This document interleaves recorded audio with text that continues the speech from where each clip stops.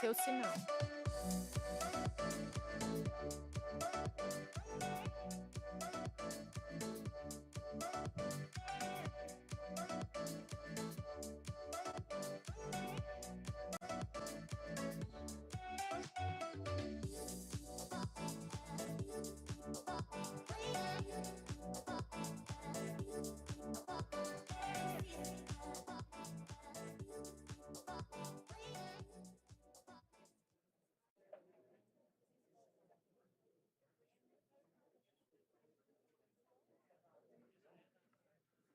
Olá, bom dia.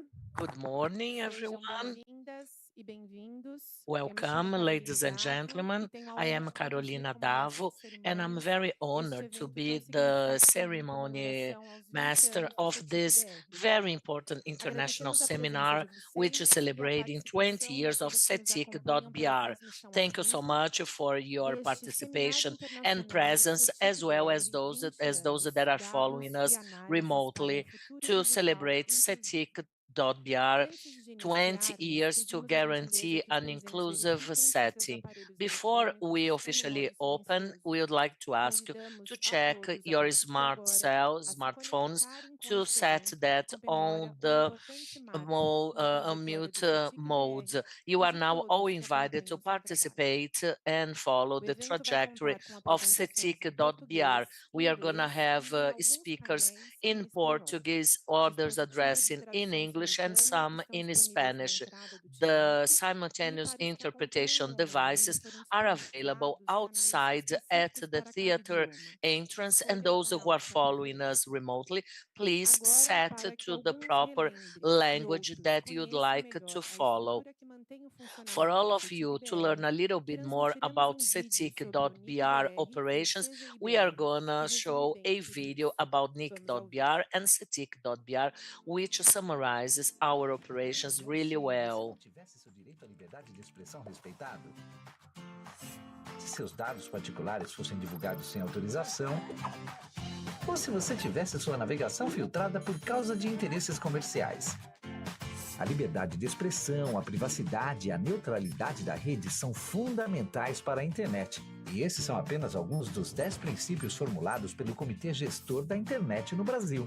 O CGI.br promove há mais de 20 anos a internet no país. Graças a ele, você tem constante inovação, segurança e diretrizes para o desenvolvimento da internet. Isso tudo é feito de forma colaborativa, transparente e democrática.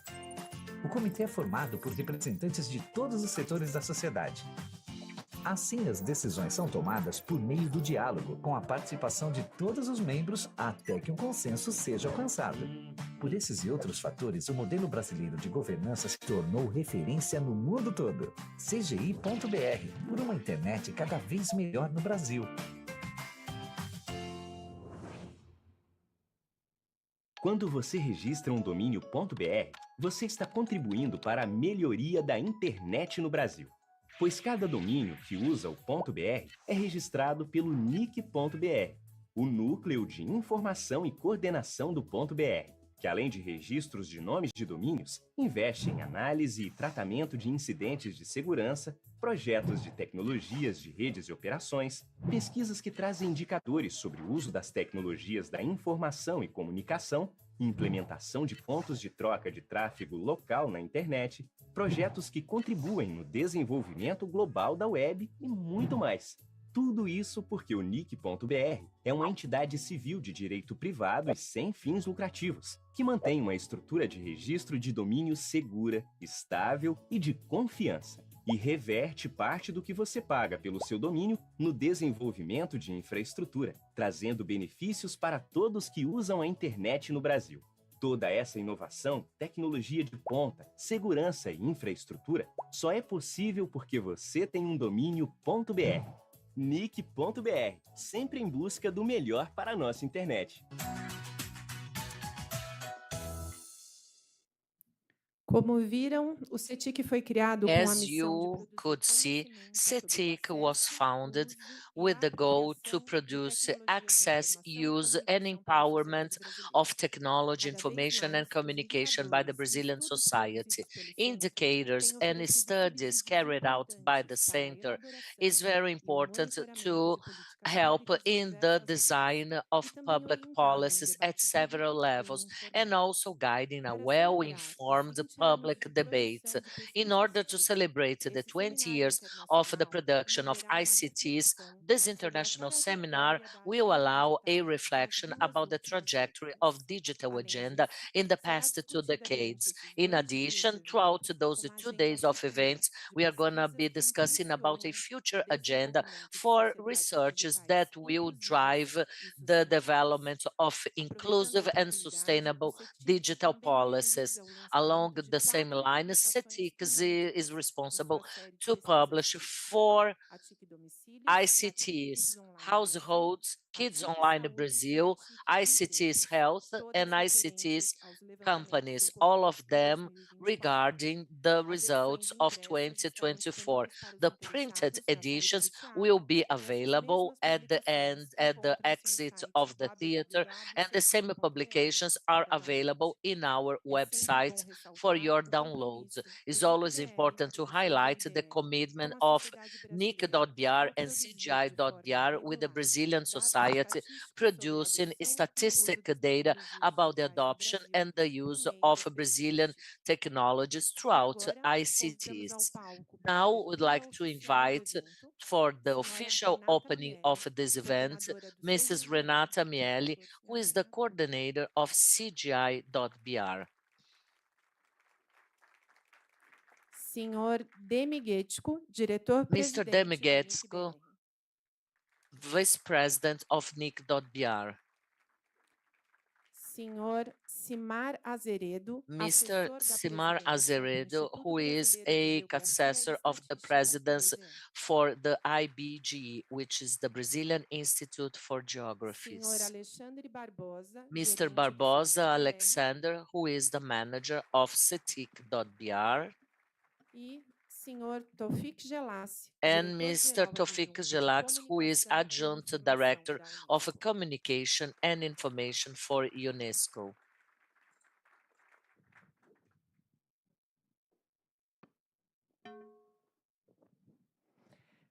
Peço que, por gentileza, a senhora Renata venha ao púlpito para seu Could you pronunciamento. please, Mrs. Renata, you have the floor.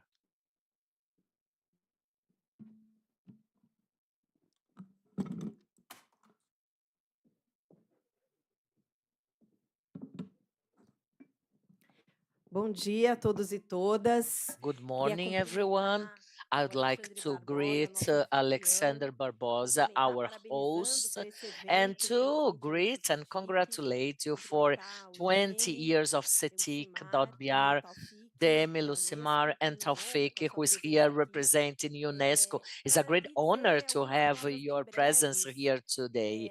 da I alegria will de be estar aqui very nessa manhã brief, and I'd celebrando os love 20 to anos do say how CETIC, né? glad I am to be Eu here sou uma this pessoa morning bastante informal, acho celebrating que those por 20 ter years of essa Cetic.br. informalidade I nesse am a very debate. informal E eu queria type of dizer que dá um person, and quentinho I no like coração to pursue an informal saber debate. que no And I Brasil a gente feel tem uma so instituição, happy to know né, that in como o Brazil we CETIC, have an que institution just like produz Cetic, which indicadores sobre o produces uso indicators da about internet no the Brasil, os use of impactos da internet internet no in Brasil, Brazil das and tecnologias how can they digitais, sempre impact our pautadas country, pela digital technologies, pelo importante always princípio que empowered and rege a supported by própria the main governança da principle internet no which Brasil, que guides é a o Brazilian multisetorialismo. internet Tudo governance, isso que a gente viu which is a aqui rapidamente, né, nos multi-stakeholder vídeos, approach, toda essa trajetória dos 20 anos multi-sectorial, do the CETIC whole e em breve, trajectory throughout daqui a those alguns 20 dias, years, 2 semanas, very soon, também vamos within comemorar 2 os weeks' 30 time, anos do Comitê where Gestor we'll be da Internet no celebrating the Brasil. 30 Tudo years isso of foi possível CGI.br.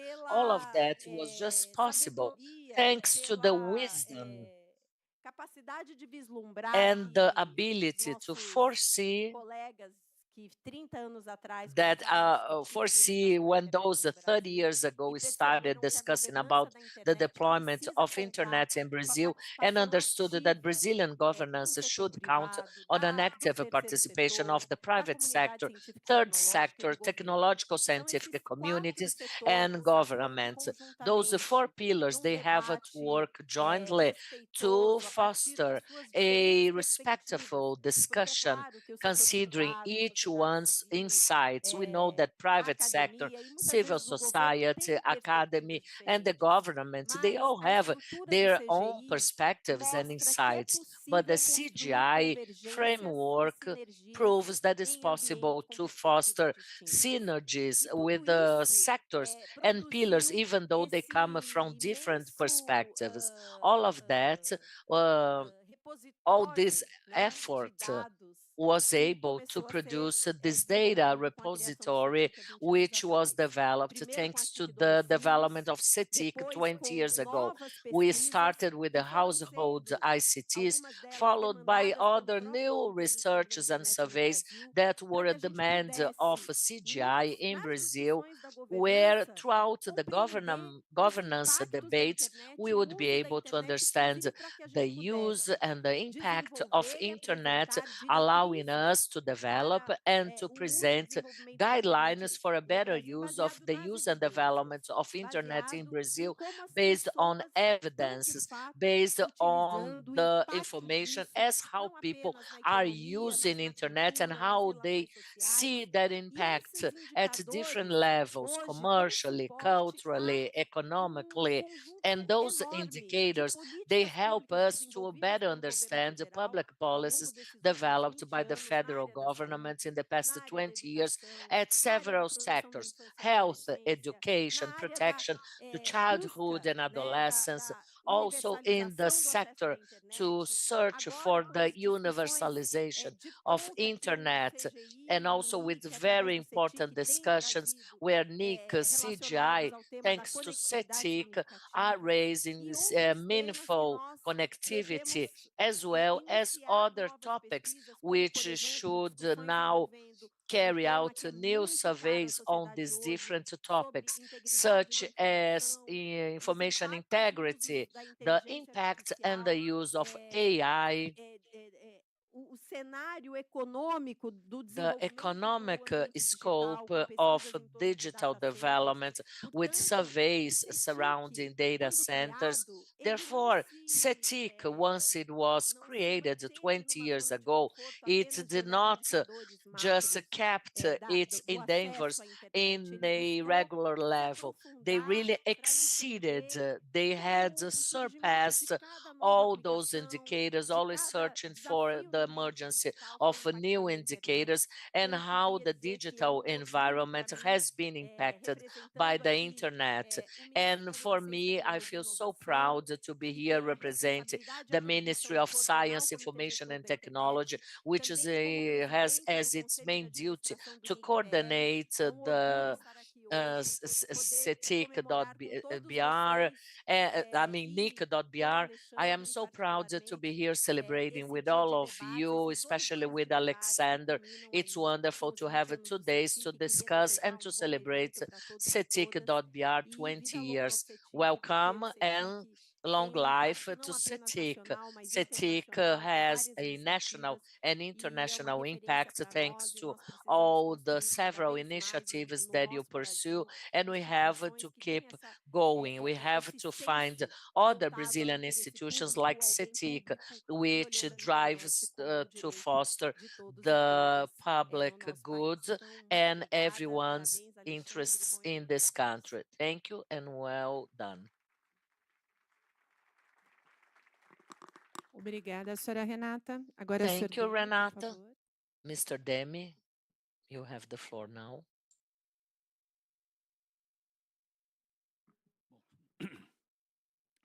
Bom, agradeço a presença de todos aqui. Muito obrigado por Thank you estarem so aqui. much for your attendance. E o próprio CG, evidentemente. Cetic, NIC, and CGI, they all depend on the collaboration of the attendees and our speakers. I will briefly say a few words We are celebrating 20 years of Cetic, 30 years of CGI.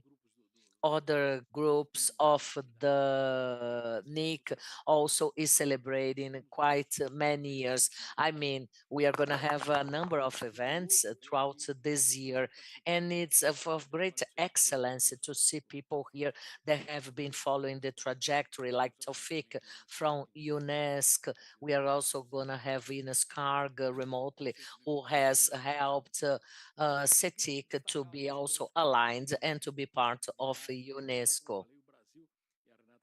Brazil, as Renata mentioned, has an internet participation, which is considered to be quite good since the very beginning. Back then in 1988, we have guys here from RPA who was also involved. So we have a number of technical connection actions and network access throughout the academia.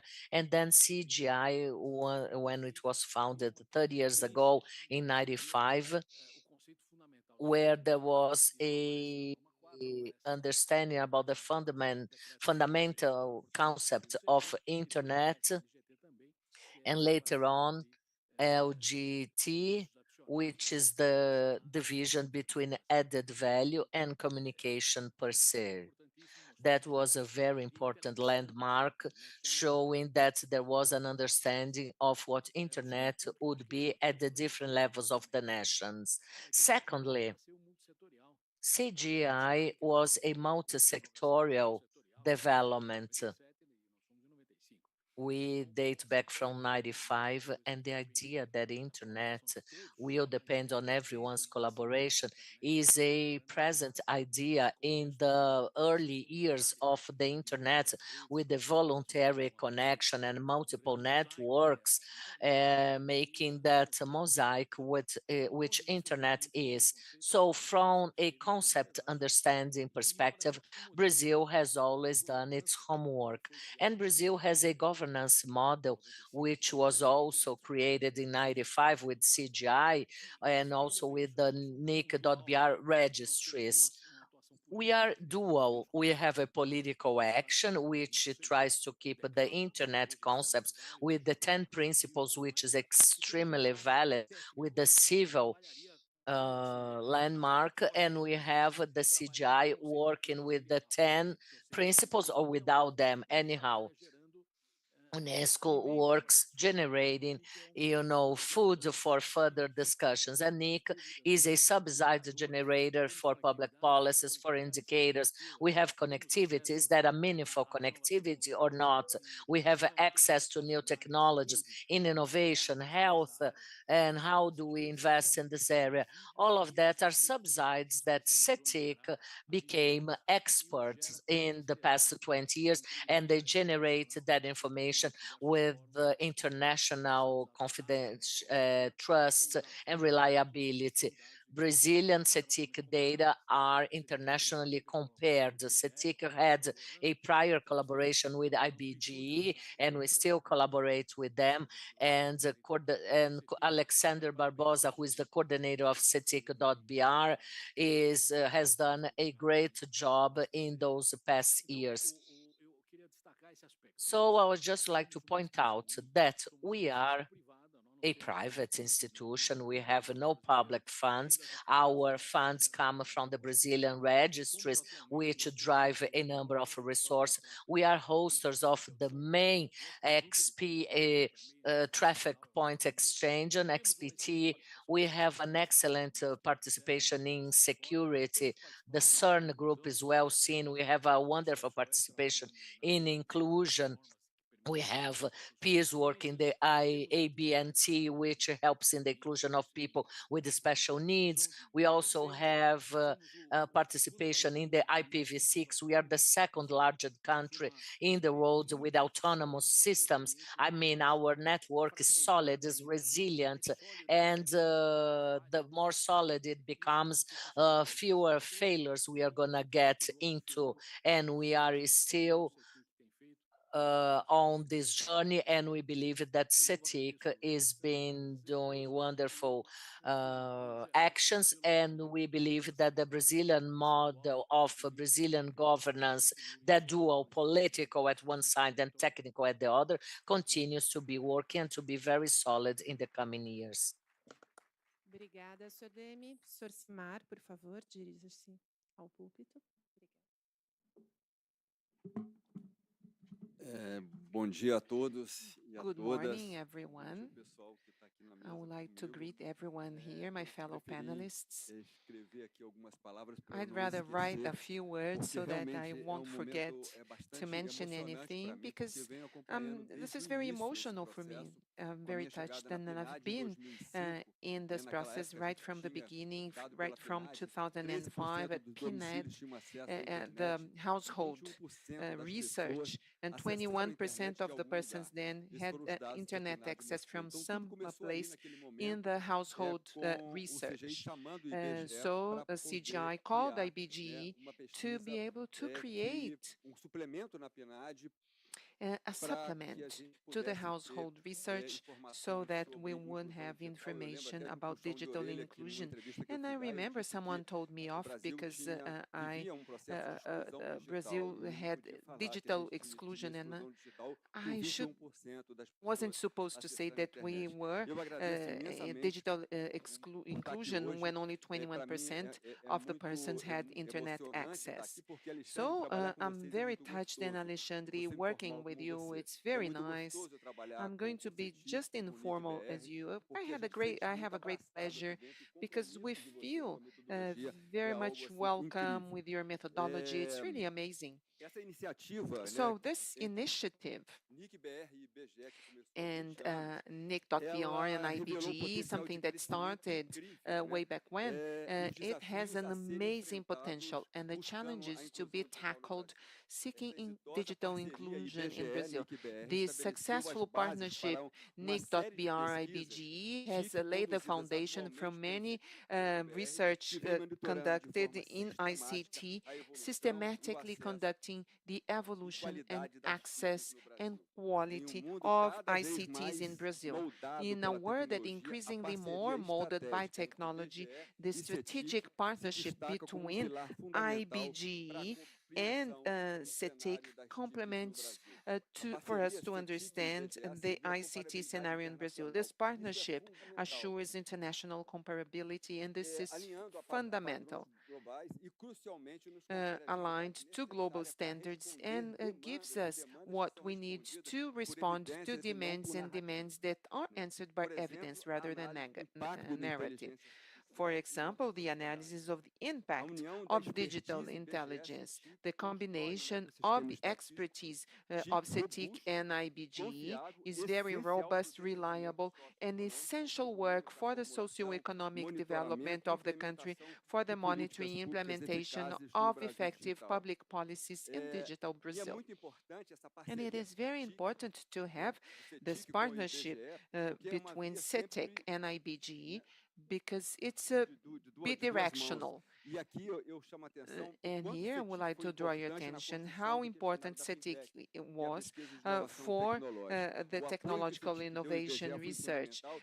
Eu the quero support that CETIC destacar aqui a provided to presença da minha IBG, colega and I would Aline, like to que tem highlight atuado de the forma muito presence of my efetiva nessa colleague Ini parceria. here, who has had Gostaria também de provided a destacar o papel fundamental significant do CETIC contribution como to this partnership. referência em And I would also capacitação to técnica highlight e CETIC as a reference in fortalecimento da technical estatística na training and nossa região. strengthening of Reconhecemos o CETIC statistics in como our parceiro region. We acknowledge estratégico, CETIC as valioso, strategic and do IBGE, valuable partner atuando of incansavelmente na IBGE, promoção de working boas práticas, tireless isso é to produce fundamental, good e practices, no and this is desenvolvimento de fundamental, capacidades and the técnicas dos development of produtores technical e capacities e usuários de dados. A for influência do data CETIC vai producers and users. muito além CETIC's das influence go fronteiras do well Brasil. beyond Sua the cooperação borders of Brazil. é Its ativa com contribution outros is institutos de active estatísticas da in região other e statistical da América Latina e institutes da of the África region, lusófona, Latin America, demonstra o seu and compromisso the com o Portuguese-speaking fortalecimento das Africa capacidades demonstrates the para o avanço da strengthening of produção de capacities for dados the no nosso país. advance Exemplo of the use notável and que a gente production of chama data atenção e in é a muito country. A gostoso também remarkable example participar é a that is semana very nice NIC.br de is the metodologia, que tem sido realizada Nick.br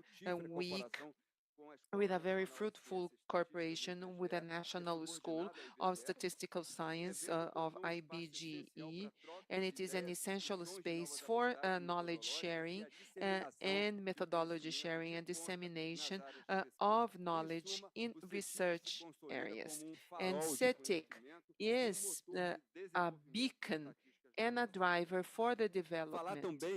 So I would also like to mention the relationship of CETIC with the National School of Statistics Science, and I shouldn't fail to mention Pedro and Denise that are no longer today, but have contributed for a long time, and also Gustavo, and this important cooperation between the different organizations, and to happily acknowledge the commitment, and this is not an organization that produces data, but produces data and is attentive to international recommendations. The sharing of knowledge and strengthen the basis of information that we use to build, as you said, Renata, a better future for everybody.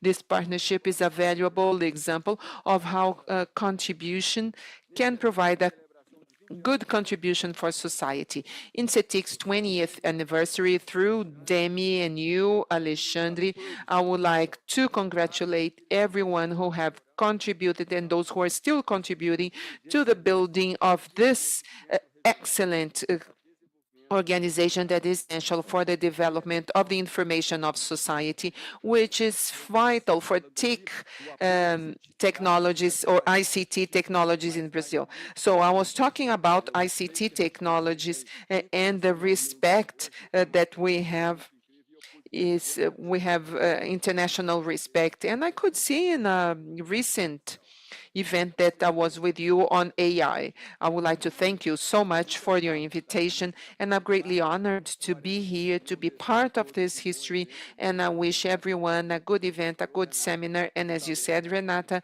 long live CITIC.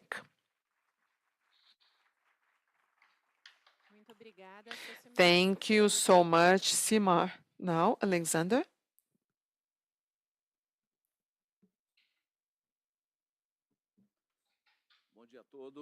Good morning, everybody. I would like to greet Tofik Jelassi, ADG of UNESCO for communication, and I would like to greet through him everyone else in this opening panel and everyone who is in this panel. It's a great joy for me to receive each and every one of you at this special occasion when we celebrate 2 decades of a trajectory based on commitment for the public interest and the continuing pursuit for excellence in the production of data and statistics. The presence of so many partners and specialists that I see in this room reinforces even further the meaning of this journey, and I would like to express my most sincere gratitude to everyone who's here and who has contributed in different ways for us to come this far. Today and tomorrow, we are going to revisit important landmarks and to debate current challenges of information society. And above all, we are going to reinforce bonds and to build new bridges for an ethical and inclusive future based in data, evidence, and analysis. So this event has been carefully planned to be at the same time a celebration and a space of dialogue, and also an opportunity for reflection for future projects. Renata has mentioned a few insights of what we are thinking in terms of data center, AI, information integrity, and other themes. And I would like to express my gratitude first of the CEO of Cetic.br, Demi Getko, Professor Harmund Glaser, who played a key role for the creation and structuring of CITIC. to nic.br and cgi.br. I would like to express my deepest gratitude for the commitment to Brazilian society for the production of data of public interest. I would also like to thank all the departments of nic.br and our brother center Cetic.br, CETO, CWeb, IXBR, OBIA, the newest member in the family, .br, for the commitment to build an increasingly better internet for Brazil. I would like to thank our partners, institutional partners in knowledge, such as IBGE, IPEA, the many ministries of the federal government, regulating agencies, academic and research institutions, international organizations, and civil society and private organizations. I would also like to thank our operational partners, Ipsos and Quest, who are fundamental for us to strictly execute and conduct ICT research in the field. I would also like to highlight the fundamental role played by the more than 370 experts who, along these 2 decades, have contributed to Cetic projects, strengthening the technical and methodological basis that supports all the research. I would also like to pay my tribute to 2 specialists who have left an important legacy to ICT research in Brazil. Professor Lea Fagundes, a pioneer in the introduction of informatics in Brazilian public education. She is a reference in the interface between teaching and technology. Her vision on the use of technology in the education of children and youth has influenced many generations of educators. Her contribution to the design and evolution for education and ICT has been paramount. And Professor Danilo Doneda, a jurist and one of the designers of the legal landmark of data protection in Brazil, really a reference for the defense of digital rights, has worked in the Kids Online ICT research on the themes, the rights and protection of children and adolescents on the internet, and also on ICT companies and ICT government research on how to treat personal data.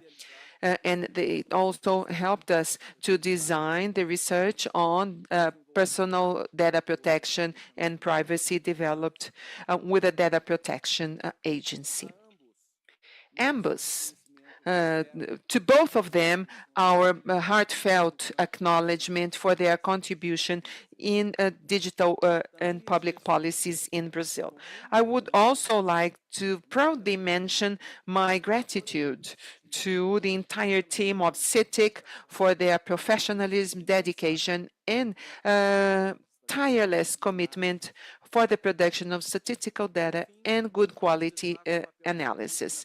Lastly, I would like to highlight the role Cetic plays in the production of reliable data, both in the Brazilian and international scenarios. Cetic, as nic.br, and also related to CGI.br Research Center, we have technical independence and, under multi-sector independence, assuring plurality of visions, independence, and alignment to the best international practices for the production of public statistic data.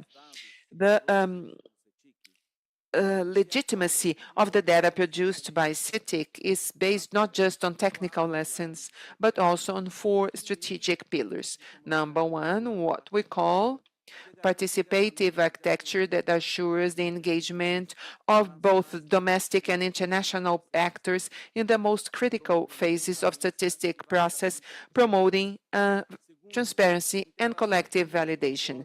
Number two, the integration of multiple voices and disciplines through groups of experts that form the more than 370 that I mentioned, which strengthens and grants legitimacy to the data that we produce. A third pillar is methodological innovation that promotes continuing testing of new methodologies and new data sources to respond to the evolution of the digital ecosystem. And the fourth pillar, autonomous management, that is also flexible, assured by Nic.br's own funding, with funds coming from the .br registry, which assures institutional independence and the systematic maintenance of research. In international scenario, Cetic is acknowledged as a center of excellence with active participation in forums such as the UNESCO, OECD, CIPOL, and ILO. Together with the Brazilian government, we actively contribute with ILAC, Mercosul, G20, and this insertion project CITIC, the production of global methodologies to produce statistic capacity, especially in Latin America, Caribbean, and Portuguese-speaking African countries. In the Brazilian scenario, the the repository of indicators produced by CETIC promotes an archaeology of the history of the internet in Brazil. It is a strategic collection for us to understand the evolution of access to digital practices and the socio and territorial inequalities. These data provide visibility to structural issues and challenges that emerge in the field of ICTs, and it has served as the basis for the design and monitoring of strategies and national plans and programs at different levels of government. In conclusion, I would like to highlight that in a society that is marked by speed of information, intensive use of technologies, it is essential for us to have data that will allow us to understand the past, interpret the present, and plan for the future. In producing reliable information that is also comparable and sensitive to inequalities, CETIC contributes in a concrete way for the development of policies reinforcing the national heritage based on transparency, statistic quality, and the building of a fairer and more inclusive information society. The Brazilian ecosystem for the production of data about ICT is a strategic asset that should be acknowledged, strengthened, and preserved. We will go on for another 10, 20, 30 years with renewed enthusiasm. Long live Cetic.br, Nic.br, and CGI.br. Thank you. Thank you very much, Alexandre. Mr. Taufik, please.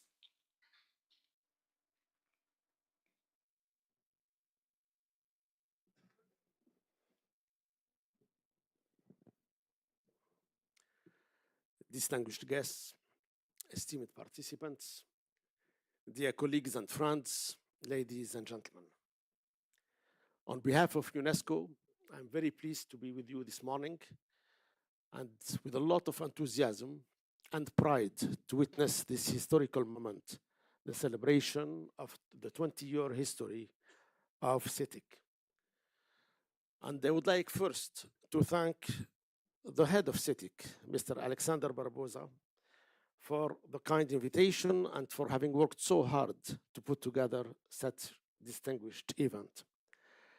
I also would like to greet the distinguished panelists here, Mr. Simar Azeredo, the Brazilian Institute of Geography and Statistics, Mr. Demi Getchko of the Brazilian Network Information Center, Nic.br, Harmut Gleiser and Renata Mieli of the Brazilian Internet Steering Committee, CGI.br.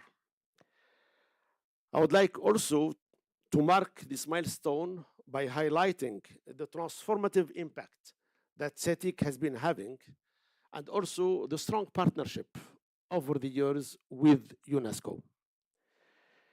Since Cetic was designated back in 2012 as a UNESCO Category 2 center, Cetic has been a major force for building inclusive and sustainable knowledge-based societies. This collaboration has been a real game changer. By leveraging the technical expertise and the strong know-how of Cetic in producing trusted, high-quality data on the use of the internet, but also on digital inclusion, through that information and that data, UNESCO has been able to better understand the digital transformation which has been taking place, not only in Latin America and the Caribbean, but further beyond, including Portuguese-speaking African countries. These insights have informed national policy, they have driven innovation, and have helped bridge digital divides in many countries and regions. They have also done something more profound. They have made the invisible visible through the data and the findings. They have shed light on structural inequalities in our societies, especially as far as gender inequalities are concerned. And this is, as you know, one of the major challenges that we all face in the new digital realm. I will elaborate further later on during this session, but for now, let me say that UNESCO and Cetic have worked very well together to promote digital literacy, to advance the ethical use of artificial intelligence, to strengthen the capacities of governments and civil society so they can respond effectively to the opportunities, seize them, but they can also address successfully the challenges of today's digital age. This is what makes the partnership between UNESCO and Cetic so powerful. It's not only about research and data. It's about action, it's about inclusion, it's about impact on the ground. It is a model of how strategic collaboration can advance our shared vision of a world where knowledge is a common good and where technology is harnessed as a force for good that benefits everyone. Let me also congratulate Cetic on its outstanding contribution to AI knowledge development, including its recent ICT survey on the use of artificial intelligence across the public sector in Brazil. This effort has provided critical knowledge across government branches, enabling smarter policy and more inclusive adoption of artificial intelligence.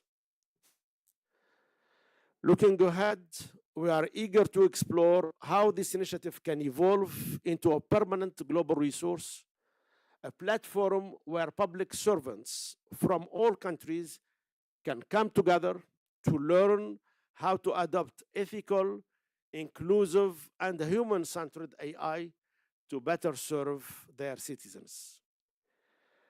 In conclusion, I would like to quote Joseph Stiglitz, the Nobel Economics Prize laureate, a quote that speaks directly to our shared mission. He said, "Information is a public good, and as a public good, it needs public support." End of quote. Over the next 2 days, I look forward to hearing more, not only about Cetic's impressive achievements over the past 20 years, but also about its bold vision and strategy for the decades ahead. Congratulations, Cetic, and thank you for your attention.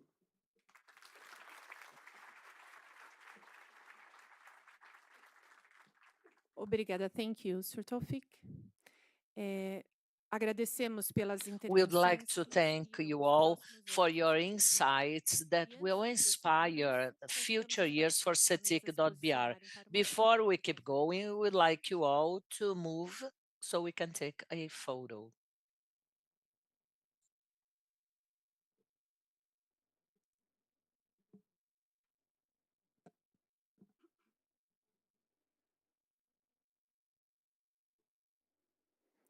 Convido o Sr. Taufik, diretor-geral adjunto Mr. de comunicação e Taufik, informação da Adjunct Unesco, permanecer no General palco e os demais for demais Communication and participantes aguardem Technology, o turno. UNESCO. So please stay with us.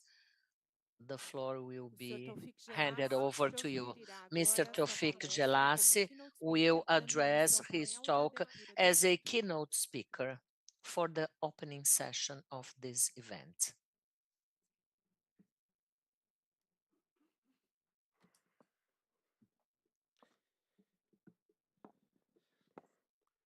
So I am back.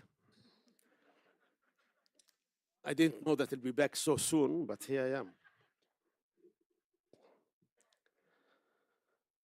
So let me confirm again that I'm delighted being with you for this major celebration. And I'm going to give a presentation based very much on the work that UNESCO has been doing, in particular, in partnership with Cetic. And I would like at the start to thank and acknowledge the contribution that few people have made to setting up not only Cetic, but more importantly, the partnership between UNESCO and Cetic, since I have already acknowledged key people behind the creation of Cetic. I would like to acknowledge my predecessor, the former Assistant Director General of UNESCO in charge of communication and information, Ambassador Yanis Karklins. I also would like to acknowledge Ambassador Maria Laura Daroca. I would like also to acknowledge Ms. Marlova Jovjelovic Noleto, Director of the UNESCO office in Brasilia. And I would like also to acknowledge my colleague, Mr. Guilherme Canella, Director of our division for digital policies, digital inclusion, and digital transformation. I would like to speak about how evidence-based policy making forms the foundation of inclusive and resilient digital transformation. The partnership between UNESCO and Cetic is a great example of how regional data ecosystems can power equitable digital futures. It is rigor and relevance that has been at the center of Cetic work. And as a former university professor and dean, rigor and relevance is at the heart of any academic research because it can inform decisions and prepare for the future. I would like to say that through such rigorous research from Cetic and its network of partners, we can expose hidden inequalities, we can target meaningful interventions, and we can support governments in making smarter and more inclusive digital policies. Let me start with connectivity disparities. Despite progress, Cetic data has shown that Brazil still faces some serious digital connectivity gaps. Internet usage in rural areas of Brazil has improved from 51% in 2019 to 71% in 2021. However, it still lags behind, especially in urban areas. Only 20% of rural households have a computer, compared to 42% in urban areas. In the north and northeast regions of Brazil, broadband access via cable or fiber technology is lower, standing at 53% and 54% respectively. The north region of Brazil relies heavily on mobile phones to access the internet, representing 33% of users. Socioeconomic disparities persist. In 2021, only 10% of households in social classes D and E had a computer. These figures remind us that access alone is not equity. Infrastructure, geography, and income still shape very much today the digital landscape. Surface level numbers can be misleading. What counts is not being online, but what counts is being meaningfully connected to the internet. Internet usage seems balanced. 83% of men and 86% of women use the internet. But when we look at meaningful connectivity, which includes connection speed, frequency, and device quality, only 28% of women only 28% of men and just 17% of women meet these criteria. In fact, more Brazilians access the internet only via smartphones, and this limits their ability to engage in remote learning, digital services, and seize work opportunities. This especially affects women and the youth, creating silent inequalities that statistics sometimes miss. Looking across Latin America and the Caribbean region, we see small island developing states in the Caribbean struggle with underdeveloped infrastructure. They also struggle with natural disaster vulnerability and limited financing for digital resilience.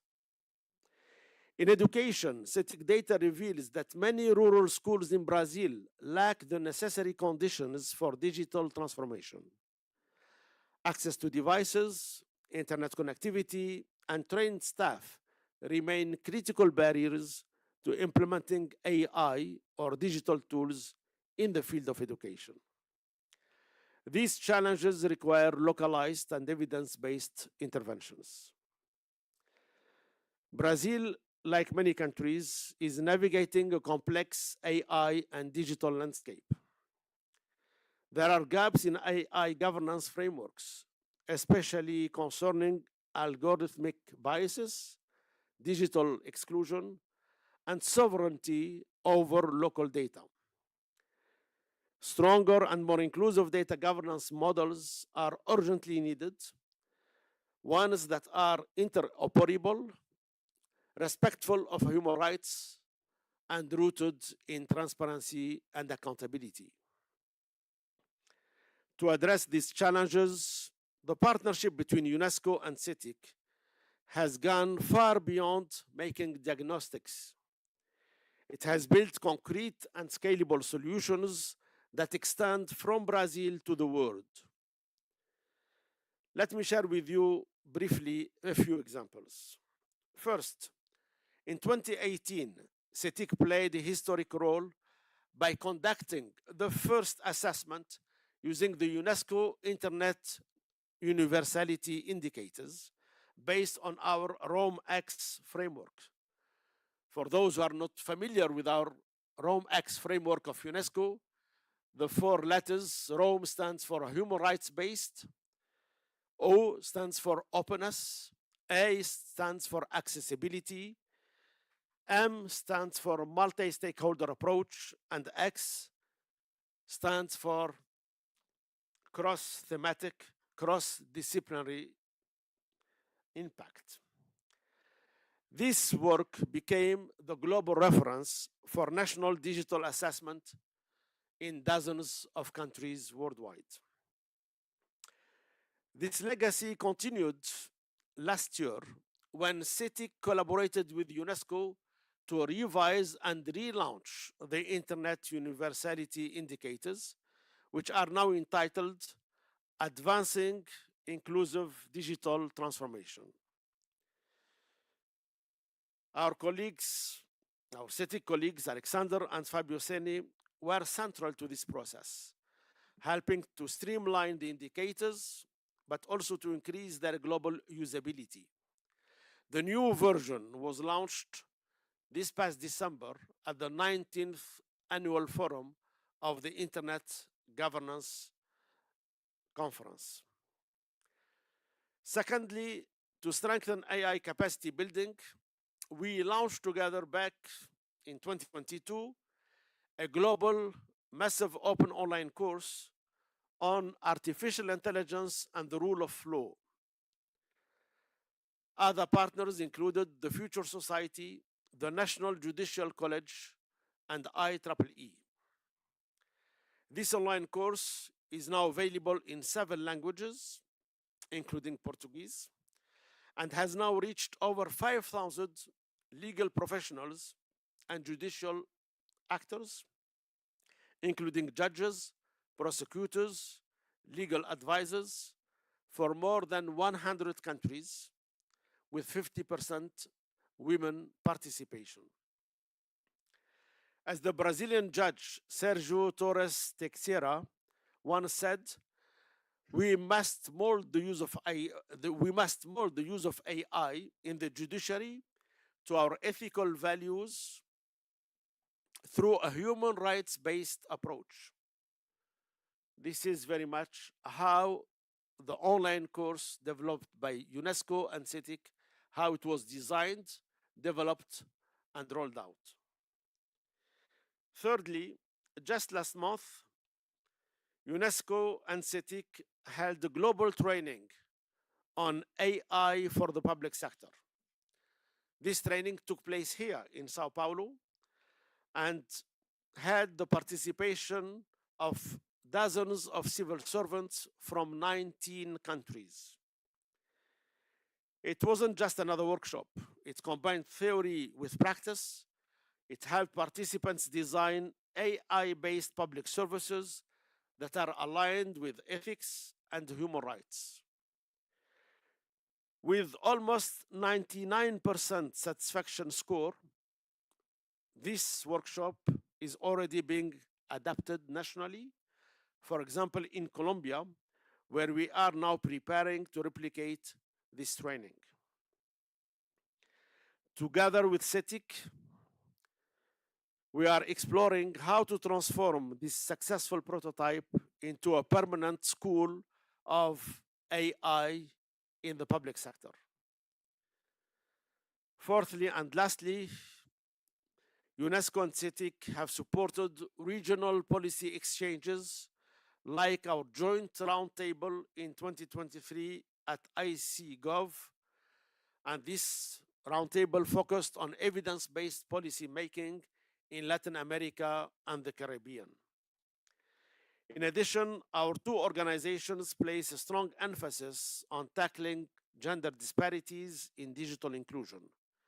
Cetic provides vital data showing how digital divides disproportionately impact women, especially in rural and indigenous communities.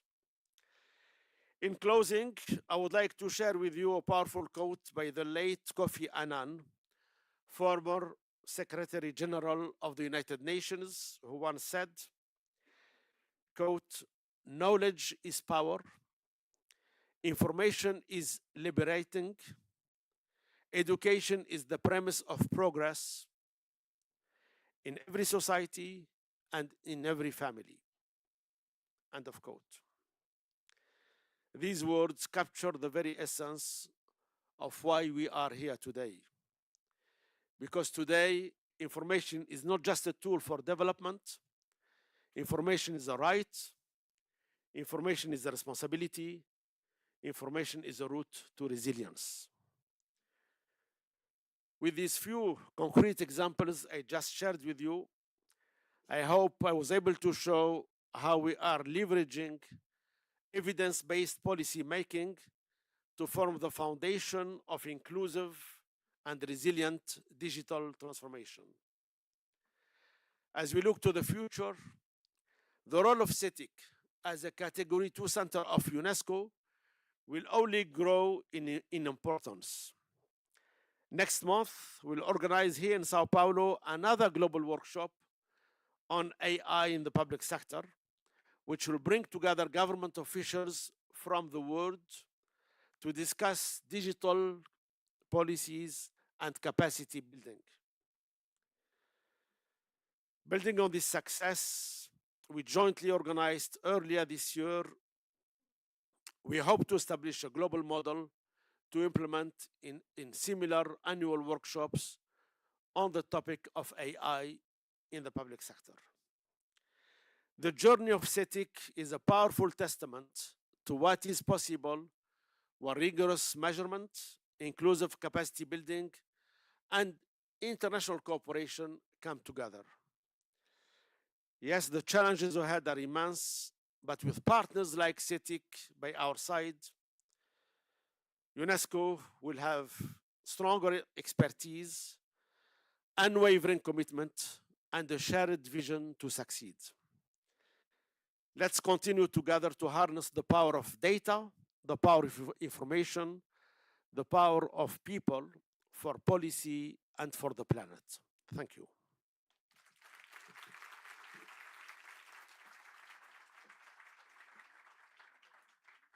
Thank you, Mr. Taufik. Please join the audience.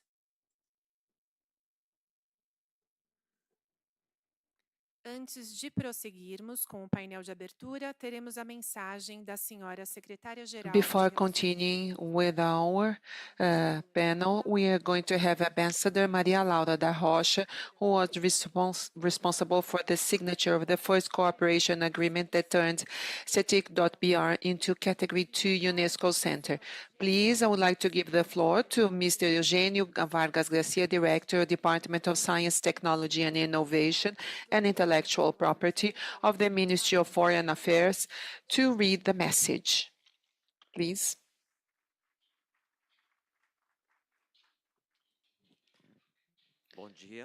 Good morning. It's a great honor to be here at this podium to read the message from the General Secretary of Foreign Affairs, Ambassador Maria Laura Rocha. Open quotes. To all participants of this event to celebrate the 20th anniversary of Cetic.br, ladies and gentlemen, dear friends, I was very happy to receive the invitation to take part of this important event. I would like to greet everyone in person in São Paulo, and unfortunately, I could not be there.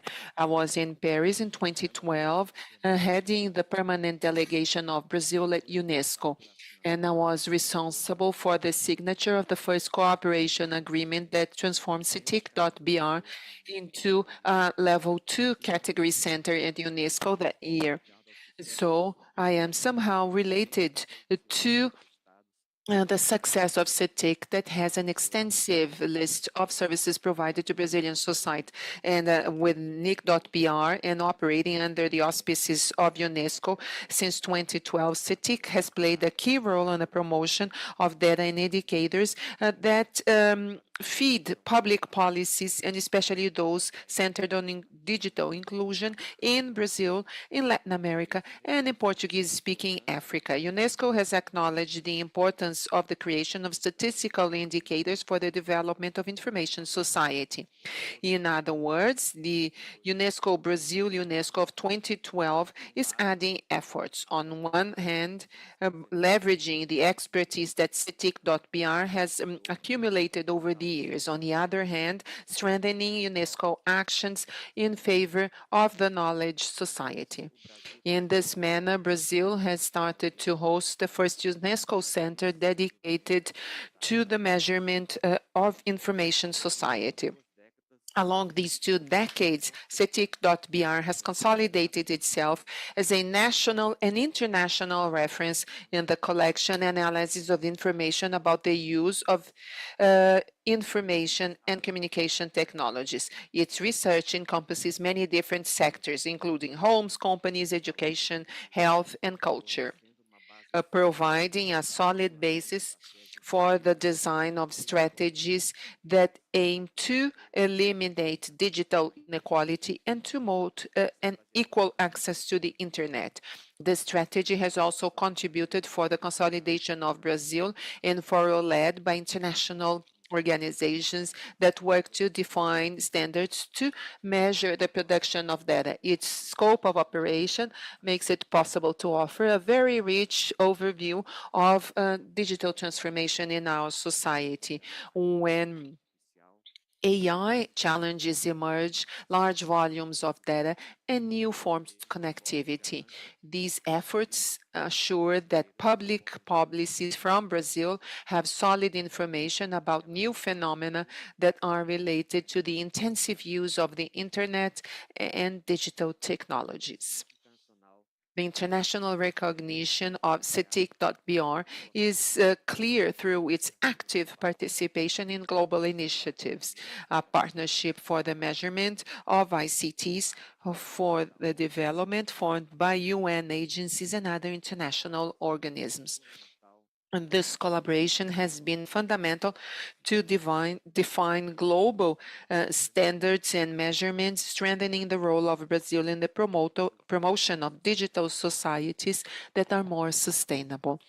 In the field of training, Cetic.br offers many different training programs every year, gathering public managers, producers, and users from many different countries to improve the data for the collection and use of data, a very relevant initiative at the level of South-South cooperation. Cetic.br is really a very good example of a successful contribution between Brazil and UNESCO, providing good contributions to society. I am sure that in future years, Cetic.br will continue to be strategic and relevant for Brazil and for the world, providing solid evidence for us to deal with the challenges and to make the most of digital transformation opportunities in a way that is inclusive and ethical. In celebrating the 20th anniversary, I would like to confirm the commitment of the Ministry of Foreign Affairs to build an information society that is inclusive, equal, people-centered, and focused on the development of the country. Cetic.br's work will continue to be essential to guide public policies that are effective to promote sustainable development in Brazil and beyond. I hope that the future years bring more accomplishments and advances in making access to information more democratic. Thank you so much and have a good event. Thank you.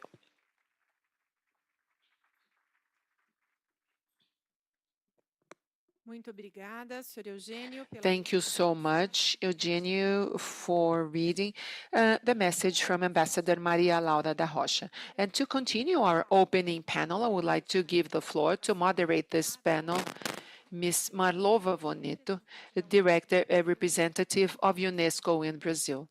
Welcome, Marlova.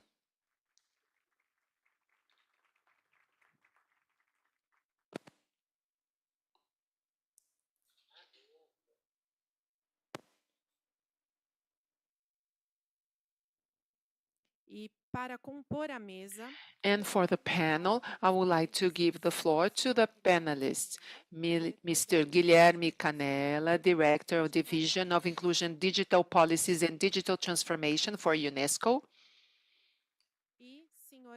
and Mr. Alexander Barbosa, Director of Cetic.br. Temos ainda We also have the remote participation of Mr. Yanis Karklins of the Ministry of Foreign Affairs of the Republic of Latvia. You're all most welcome. I would like to give the floor to Ms. To Marlova Jovechovit Noleto, who's going to start. Obrigada. Muito bom dia a todos. Bom dia, querido Alexandre. Good morning, everybody. Good morning, dear Alexander, dear Taufik Jelassi, everyone, Eugenio, everyone who are with us this morning. I'm very happy to be here on this panel Embaixador Carlos, with my dear Karklins ambassador. What a pleasure to see you. uma grande alegria It's a great joy to be here on this panel celebrating the 20th anniversary of Cetic. Cetic pontuou bem. as we say, is a good scoring well. It's one of the excellent examples that UNESCO has as a Category 2 center that is alive and thriving, very vibrant. There are many initiatives that were fundamental for Brazil, for the region, for the Portuguese-speaking Africa. And we also serve, Alexander, as an encouragement for other centers to start in the world. Cetic is a center that has become, along the years, a reference in the production of data and analysis that are fundamental for building public policies that are organized and evidence-based, not just here in Brazil, but as I mentioned, regional and international scenarios. Therefore, I would like to start by reminding you that UNESCO, as the UN agency for education, sciences, and culture, and also with our mandate of communication and information, it's a mandate that is increasingly more relevant considering the contemporary challenges and a mandate that demands us to promote the equal access to knowledge, to assure freedom of speech, to strengthen governance of information, and also to expand international cooperation to promote societies that are increasingly more fair, inclusive, and sustainable. And our Category 2 centers, they play a strategic role. They are independent organizations of recognized excellence that work closely with the UNESCO. They contribute for the implementation of UNESCO's priorities through research, production of knowledge, training, and also technical consulting to governments and organizations. With presence in all regions of the country, we have many Category 2 centers that make it possible for us to expand the footprint of UNESCO, to strengthen international cooperation and consolidate network of dialogue and innovation in the areas of competence. Within the spirit of multilateral cooperation and commitment to the Sustainable Development Agenda, that's why in 2012, Cetic was officially acknowledged as the first Category 2 center at UNESCO, focusing on the development of information society and knowledge. And I'm very happy to be here with two or three key persons in that history. Guilherme, at the time, was the coordination of communication and information of UNESCO's office in Brazil. Alexander, along with Nick.br, with Dear Demi, and other important personalities started discussing the possibility of having a Category 2 center. And as we heard in the message of our dear Maria Laura Rocha, who at the time was the permanent delegate of Brazil at UNESCO, it has been possible to start. I think it was in 2008 or 9, right, Guilherme, that we started having discussions and we could start what would be a partnership that was signed in 2012, turning Cetic into a Category 2 center. And ever since, Cetic has been contributing actively towards UNESCO mandate, and especially with regards to promoting universal access to information, freedom of speech, building digital ecosystems that are inclusive and ethical and based on rights. The systematic production that is also robust methodologically robust of data on technologies of information and communication in many different areas such as education, health, culture, electronic government, and others, has been the basis public policies, not just in Brazil, but also in Latin America, Portuguese-speaking Africa, strengthening national capacities, and also fostering the international dialogue based on evidence.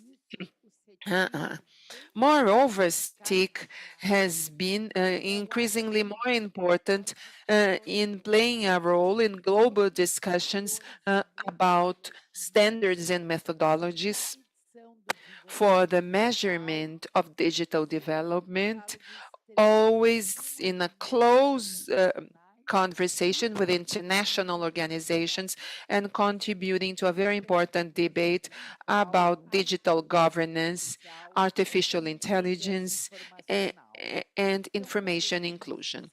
So, as I said, CITIC to UNESCO is a symbolic example that is very strong of how the cooperation between governments, academia, international organizations can create strategic knowledge, strengthen public policies, and promote human rights in the digital age.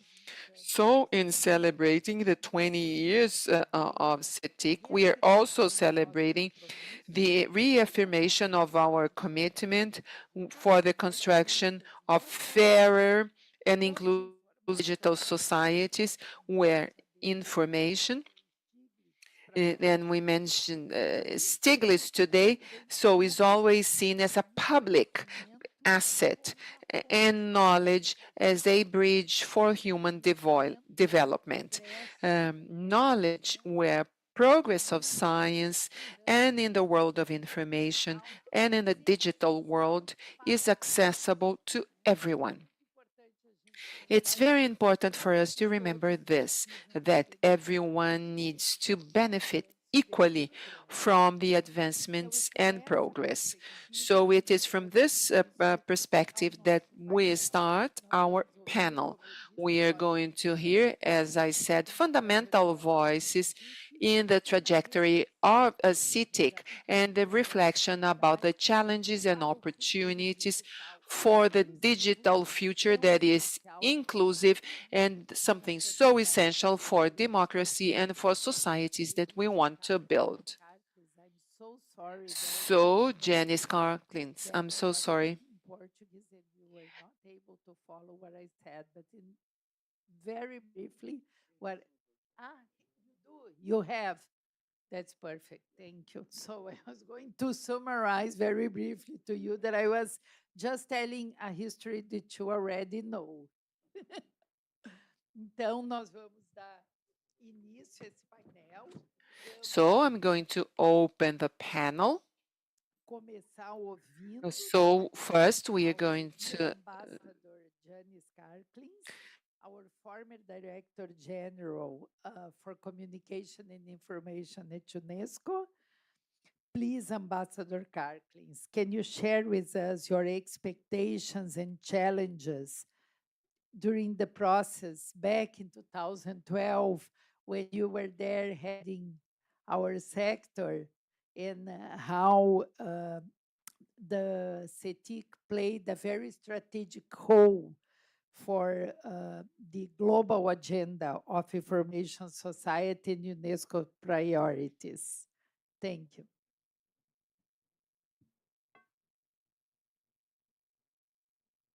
So thank you very much, and it is a real pleasure to be with you. Unfortunately, not in person. Nevertheless, technology helps us in that respect. So let me start by putting things a little bit in perspective. Actually, my history with CETIC starts not in 2012 in UNESCO. Actually, it started much earlier, since I was involved in the WSIS process when I was ambassador in Geneva. ITU in 1998 decided to organize a World Summit on Information Society in two phases. One in 2003 in Geneva and 2005 in Tunis. I was in Geneva since 2000 when the preparation for the Geneva phase started, and actually Brazilian delegation at UN in Geneva was very active participant in this process, and the Brazilian delegation was accompanied also by representatives of CGI and Cetic.br. So actually, Brazilian delegation was a pioneer, if I may say,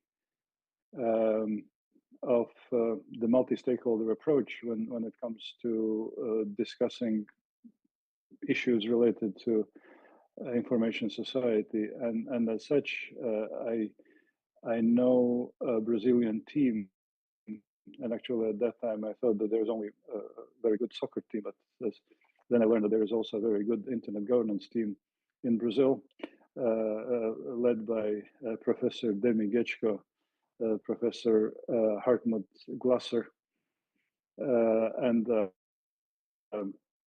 Alexander Barbosa was part of that dream team. So Brazilian delegation worked very hard in preparatory process. They also their work was based also on the reflection internally in Brazil that actually led to creation of Cetic. I would even argue that Cetic is a child of WSIS, if I may use this this comparison with the family. And the Geneva Plan of Action that was approved in 2003 became kind of intellectual framework for work of Cetic that was extremely important at that time, because we also will need to understand that what type of information society we talked about at that time. So first of all, it was very rudimentary society. So we spoke about dial-up internet. I don't know whether there are many people in the audience who remember what dial-up internet is. So we talked about 500 million internet users around the world, with the huge disparities between continents, between countries, and within countries. Predominantly, internet was developed in the United States, Western Europe, and not that much elsewhere in the world. So the connectivity was poor, skill sets of individuals was poor, content circulating on the internet was poor. So and still CGI and Brazilian delegation in general was believing in the potential of digital evolution and invested their resources and energy in shaping the information society in Latin American continent and leading that process also in UN. So also at that time, UN was much less receptive, if we can say that it is receptive today, but certainly much less receptive to idea of participation of other stakeholders in intergovernmental processes. And the way how CGI is designed showed a very clear example that multi-stakeholder cooperation works when it comes to addressing information society problems. So, and as I said, the understanding of long-term implications of information society and desire to make it right from the creation sort of led to establishment of Cetic 20 years ago. So now coming to the UNESCO part, I was approached by a Brazilian team in 2010 during the Vilnius IGF where they kind of draw the picture of what Cetic could do if UNESCO would grant um, the category 2 status to Cetic. Idea was to share the expertise and knowledge acquired in Brazil in measuring information society development in different its aspects with the other regional countries, including with the Lusophone countries in Africa. And actually, this proposal was so appealing that it was very difficult to refuse. The problem was that CI at that time, CI Communication Information Sector, that didn't have category 2 centers, and for us it was also kind of a pioneering our internal procedures, how to do it, and so nevertheless we did all that together with the Brazilian team, including Brazilian permanent representation to UNESCO. As well as with Guilherme Canela, who was at that time our representative in Brazil.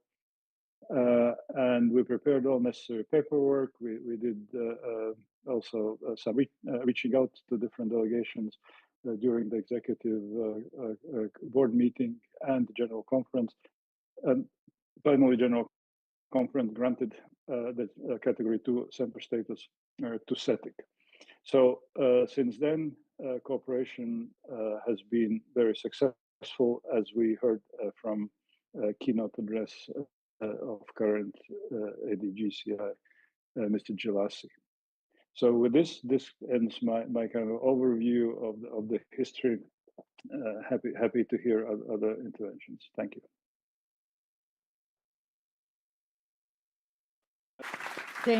Thank you very much. And as a second question, I would like to ask you, as ambassador in the Ministry of Foreign Affairs in Latvia, how do you perceive the most challenging trends shaping the development of digital ecosystems? And additionally, what do you see as the main roles and contributions of think tanks like CETIC in this evolving landscape?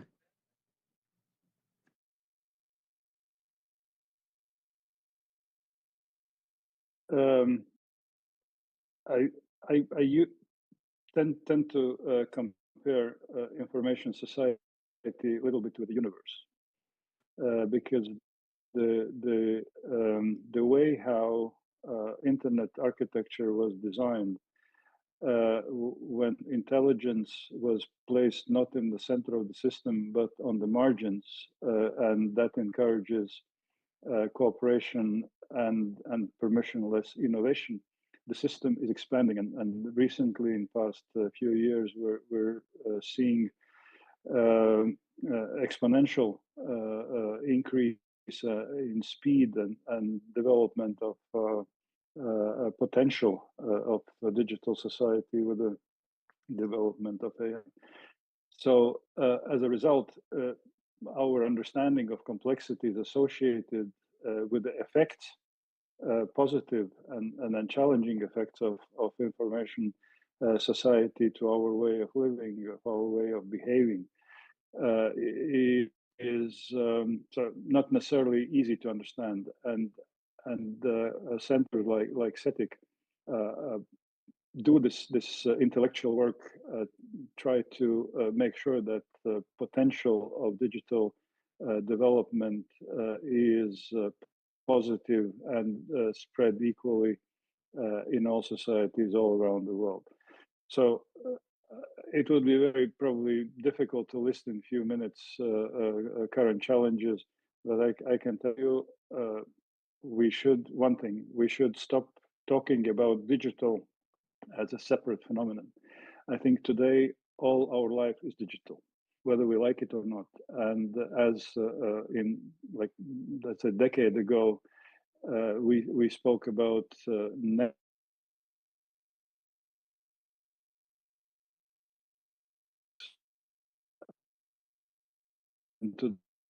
day. No one even mentions that we have sunk takes it as.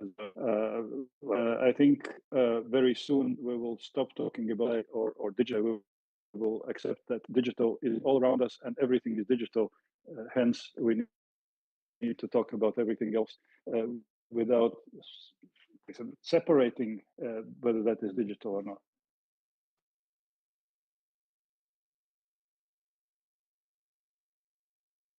Eu estou em dúvida se ele concluiu ou se ele caiu. Yeah, Bom, I don't know gente, if he então has eu concluded vou or if he has agradecer dropped as his connection. palavras Probably e vou he dropped convidar o because the Guilherme connection was Canella, pretty nosso bad. Now I'd diretor like to da invite Divisão de Canella, who is the Políticas director Públicas, of the Inclusão Division of Digital Public e Policies, Digital Transformação Inclusion, Digital. and Digital Transformation. Que acompanhou Canella bastante de is perto, someone who foi has personagem followed fundamental na closely criação all do the CETIC design Centro de and Categoria creation of 2 CETIC as para, Category 2 nesse Center. acordo, né? Como tu poderia compartilhar uma perspectiva Could you histórica sobre as share a etapas e os historical desafios insights enfrentados about the pela criação stages do CETIC? and challenges that you had to face for the creation of CETIC? Thank you, Malova. Good morning, everybody. It's a great honor to be here in Brazil, in São Paulo, here celebrating this 20 years of CETIC with dear friends.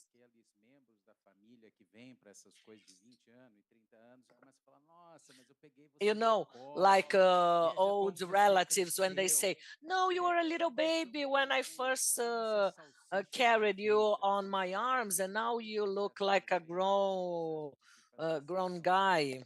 Foi processo muito interessante.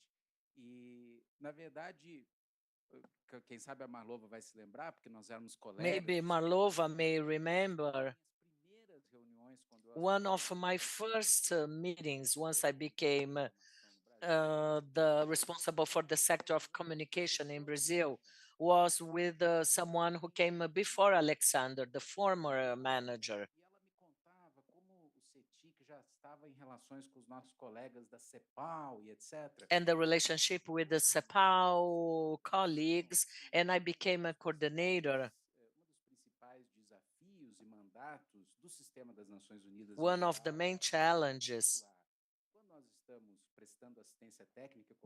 And anytime we are devoting technical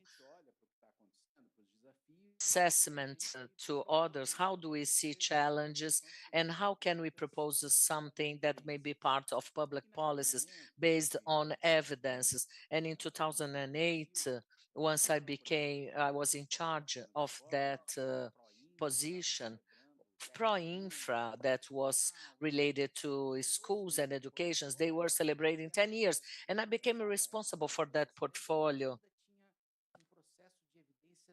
We still had a process of evidences which was not very clear, but does that work with a network of 53 million students?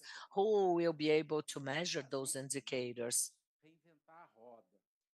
E aí as coisas avançaram, a Mariana saiu e eu Maria, and I had my first meeting with Alexandre. Em São Paulo. E a ideia era como é que a gente pode trabalhar mais juntos. E logo eu How can we work together? E disse para ele, eu acho que vocês precisavam tentar essa ideia de ser centro de categoria 2 da Unesco. Well, you could try to become a center of category 2 for UNESCO.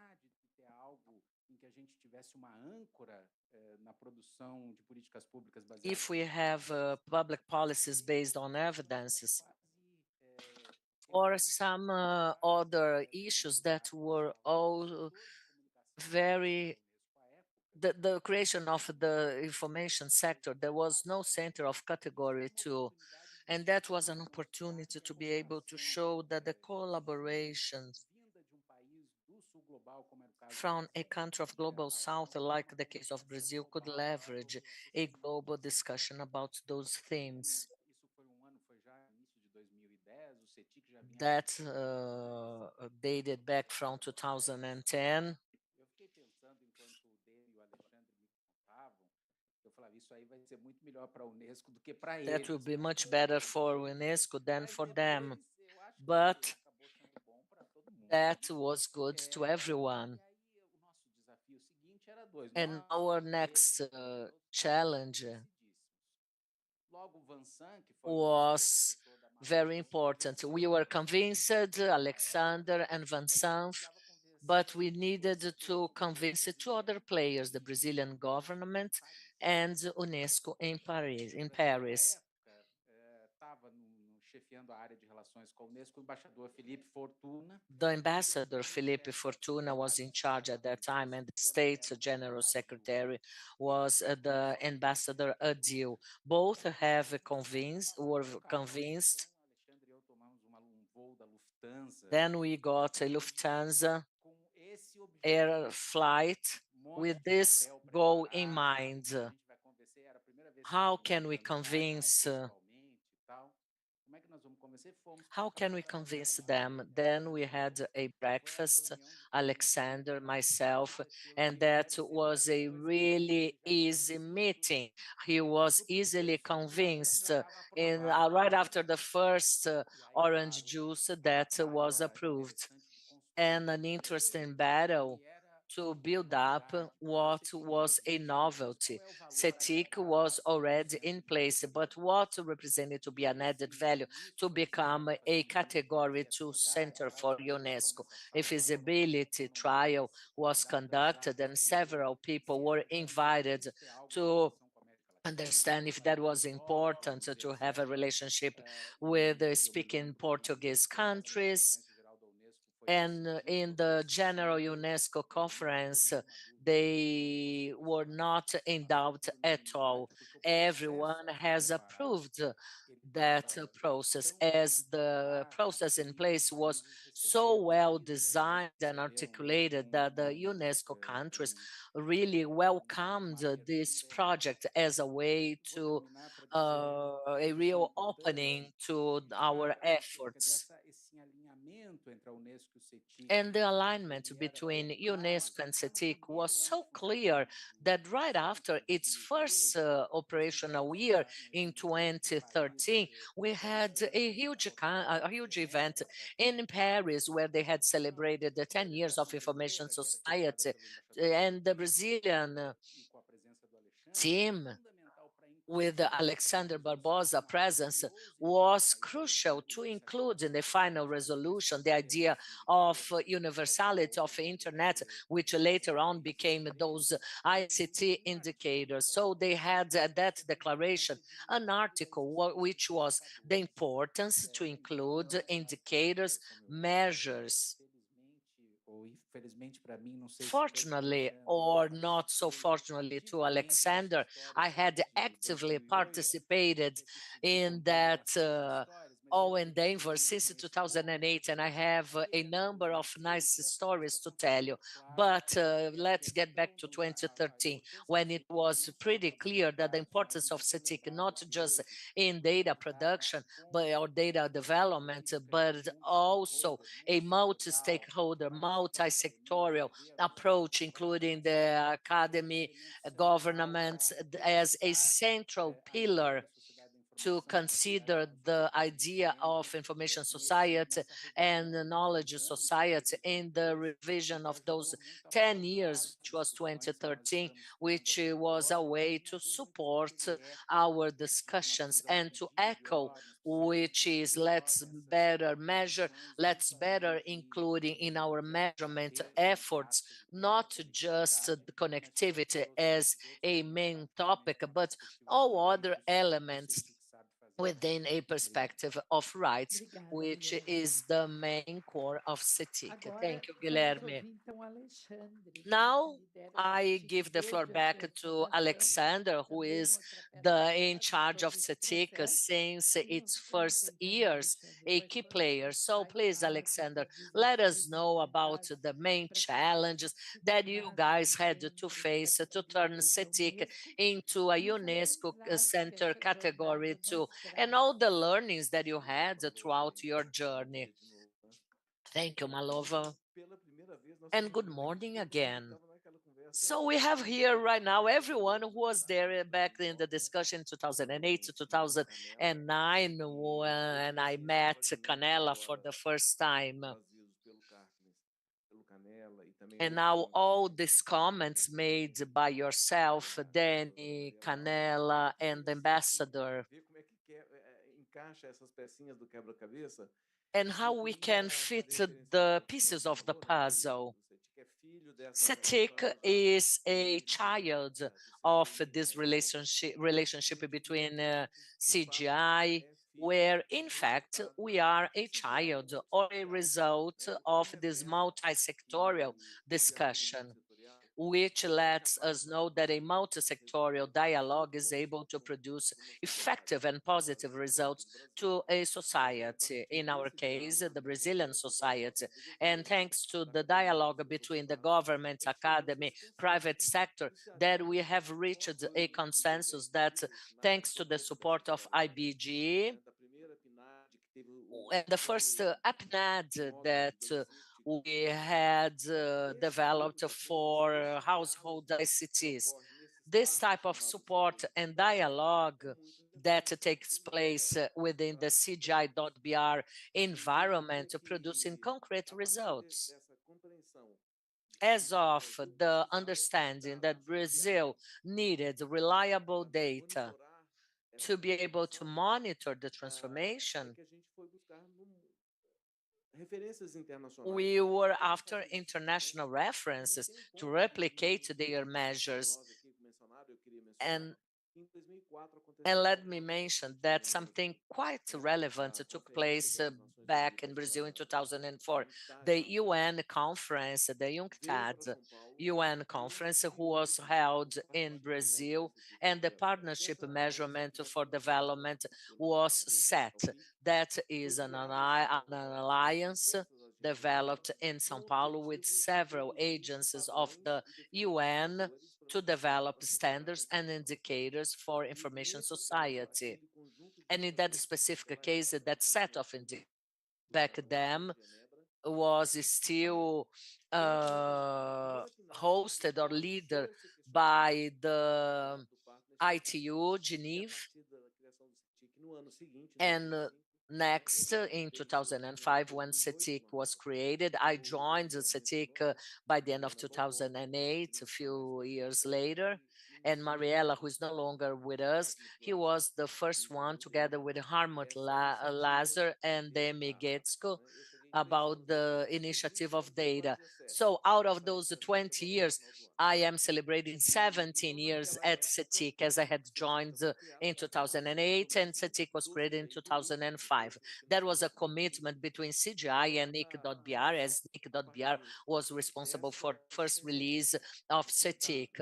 And thanks to this idea of having data that would benefit the public interests, funded by private entities, because we Brazilians are the one who had adopted .br and the Internet Exchange Point and other centers such as CERT and others. They are all funded 100% by NIC.br, thanks to our registries. And demands, they are placed by the government. The first ICT household by the prior Ministry of Planning and Management, they needed to know where the households were, where, I'm sorry, if they were at rural or urban areas, and later all other ministries such as education, health, culture, they presented to us some demands where they would have a better understanding about this reality and access to digital technologies and the use of empowerment. And with that, we started with one national project, including rural and urban area, and we exceeded to 10 national surveys. And this is a huge challenge to frequently perform the surveys thanks to Nick.br funds. The surveys are very complex. Brazil is a country of large dimension, which increases the price of the survey so much. But thanks to the help of several institutions like IBGE, who has been a wonderful partner since the very beginning, very relevant, as well as some other institutes that are responsible for data collection. We had to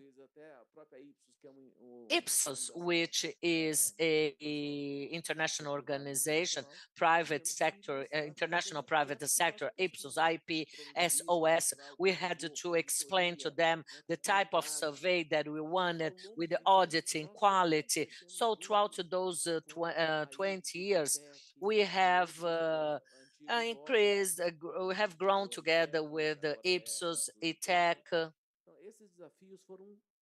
all challenges, they were surpassed gradually, but also with a strong purpose to produce the best data quality that may guide us in our public policies. And after all, Cetic's goal is to leverage and feed the different ministries in their action plans and public policies in the adoption of technologies.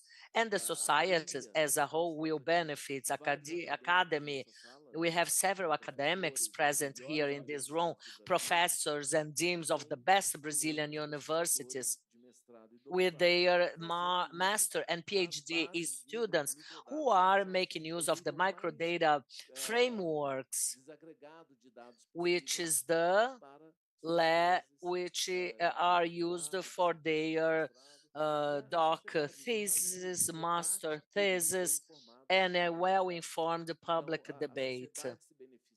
The society benefits, everyone does.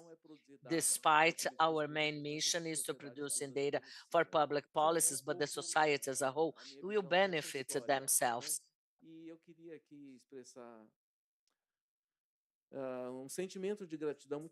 And I'm so grateful for Guilherme and everybody else who has participated at this beautiful story. We started talking on a coffee shop about this possibility. Ministries, they understood the relevance of UNESCO role. And I clearly remember that by 2008, there was already a demand for educational ICT. We didn't have funds for that, but it started ever since.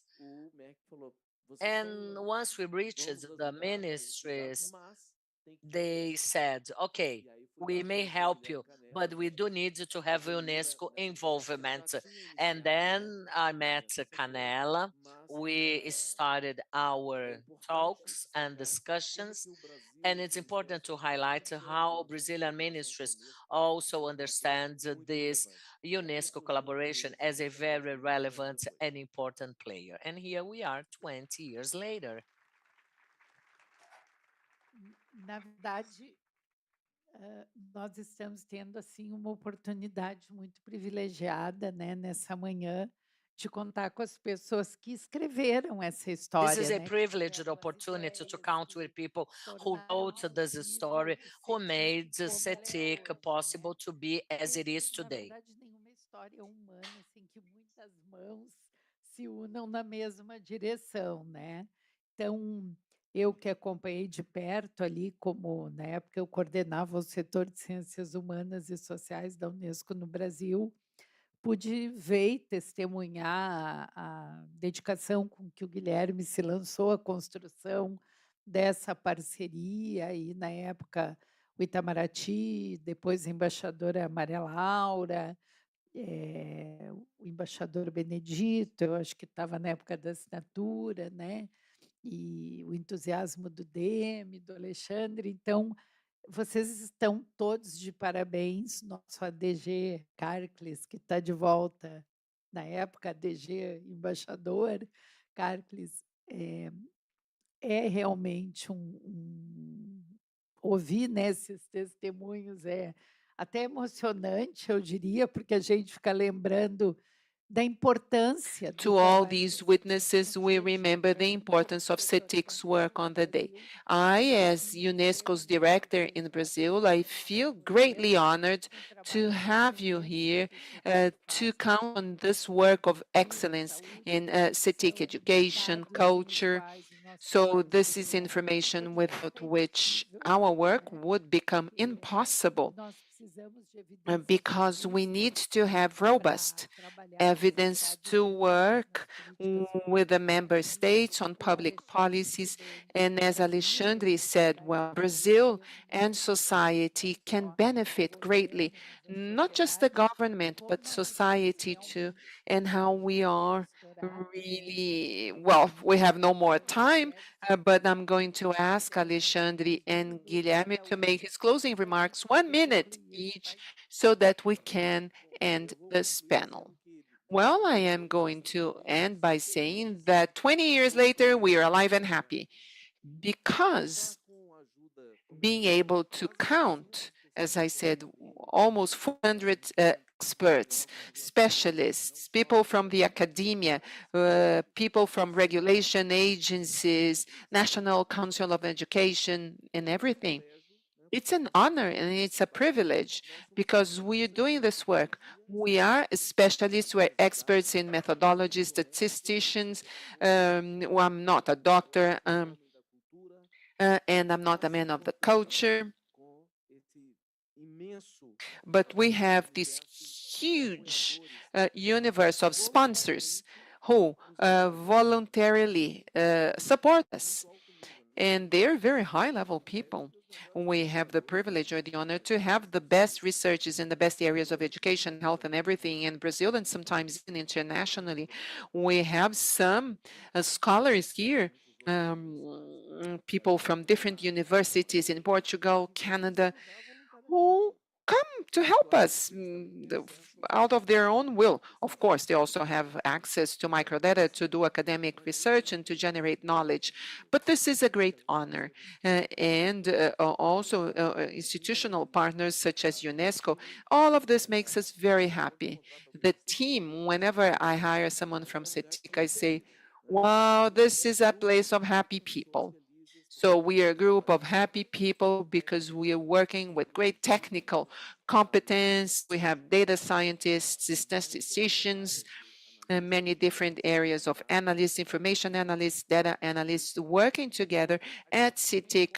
And everyone strongly believes that we're doing good to society, that we are adding beyond the borders of Brazil, knowledge and experience in data collection, in data processing, in the use of other data sources, big data, machine learning, everything to analyze data in a way that I would like to end by saying 20 years later, we are still alive, everyone here, everyone that started, we're still alive and happy. Thank you so much. Thank you. Now, Guilherme. Fica tranquila que eu não vou usar esse Well, rest easy. I'm not going to use the entire extended minute as Alexander. Well, if the late Eric Hobsbawm were alive, I'm sure he would be writing a new book of the ages, and this would be the age of uncertainty. Of course, everyone wonders what's going on with AI and everything. Everyone says they know the answer, they're lying. We don't know the answers. We are living a world of lots of uncertainty that may lead to positive results, but also it may worsen the problems that we are dealing with. I'm saying this because in the world of uncertainty, organizations such as CITIC that produce robust and solid data that are based on methodologically sound research play a key role for us to at least reduce uncertainty a little bit. We can't ever eliminate completely. And for organizations such as ours, this kind of information is fundamental to reduce the unfortunately very high levels of polarization that exist on fundamental issues and that in the end do not contribute to improve the lives of people. And this is what this is about. Thank you. Well, now the final remarks by Ambassador Karklins. Please, the floor is yours.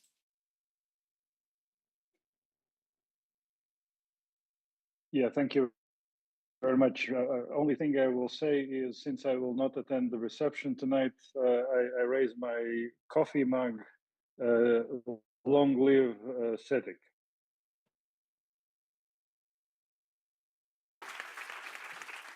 Então, muito obrigada, obrigada So pelo thank you all very much. Thank you for the honor of moderating such an important Agradecemos panel. aos especialistas So convidados we por thank all compartilharem of sua the história de experts for sharing their sucesso e stories and experiência perspectives. nas And before políticas sociais continuing, e we inovações. invite you to come here for a picture. Let's take a photograph.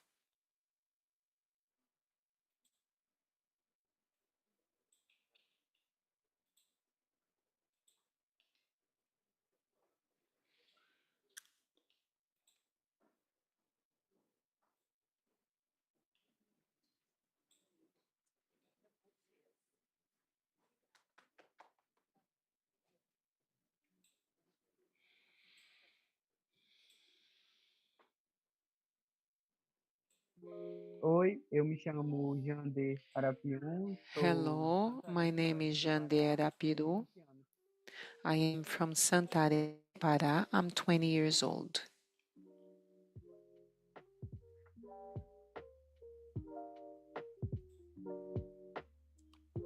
Atualmente, como profissional, eu estou atuando como comunicador Today, popular I junto work as a communicator, community communicator, and I represent 14 peoples from Lower Tapajós. And connection has improved a lot because Santarém is an urban area as compared to when I used to live in my village, very precarious. The internet is not as fast there as it is in the city. Comparing to what used to be and what we have today, I have great connection. In the past, very few houses used to have internet access, and now everyone has a router.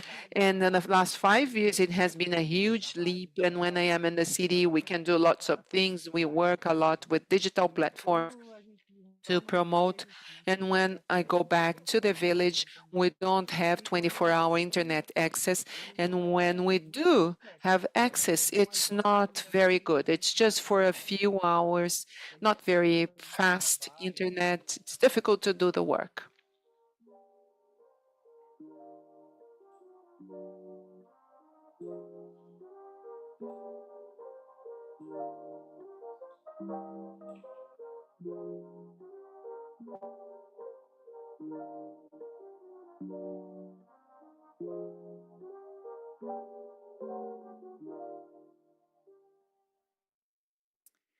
Daremos início agora à We are sessão now going principal to da nossa start main session one, digital inclusion and meaningful connectivity, to debate the evolution of access and use of the internet, monitored for 2 decades by Cetic.br, and the socioeconomic implications of digital inequality. From the standpoint of meaningful connectivity, we are going to address the challenges for the inclusion of vulnerable populations, considering demographic and geographic aspects. To help in the debate, we have the honor to give the floor to our keynote speaker, Sonia George, founder and directive director of the Global Digital Inclusion Partnership. Sonia was the lead of global coalitions to reduce the cost of connectivity and to become it universal and significant, especially between countries.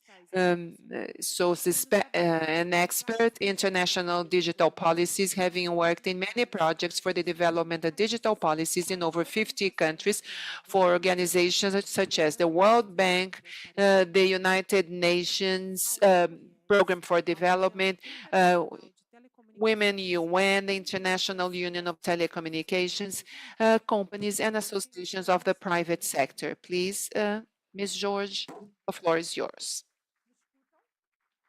Can you hear me? Bom dia. Good morning. Primeiro em português. First in Portuguese. I am going to speak English. I apologize. But I prefer to make my presentation in English. I feel more comfortable, but then I can answer and talk to everyone in Portuguese. Okay? Hope you don't mind. But if you need translation, please get your headset so you can understand me in English. Thank you. First of all, thank you so much to Alexandre, Cetic, and everyone for inviting me here today. I'm really honored to be here. And before I start, I think you've been sitting for a long, long time, listening to a lot of really wonderful stories and speeches. So before I start, I want to ask you, can you all stand up if you can stand up? You don't have to, but just stretch. Stretch your legs, stretch your arms, shake it off, and just, yes, relax a little. I think we all needed a bit of a stretch. Hi, everyone up there. It's nice to see you all. We don't see you from down here, so it's nice to have you all up there. Okay, so now we can start. All right, so my name is Sonia George, as I was introduced, and I lead the Global Digital Inclusion Partnership. We at the Global Digital Inclusion Partnership, big, nice screen so you can read everything. We are a global coalition of public, private, and civil society organizations that work to support primarily governments and international institutions in their policy and regulatory reform to ensure that everyone is meaningfully connected in the global majority world. And this is important for us because we don't think about everyone in the world, the North, really focus just on global majority, which is the global South equivalent.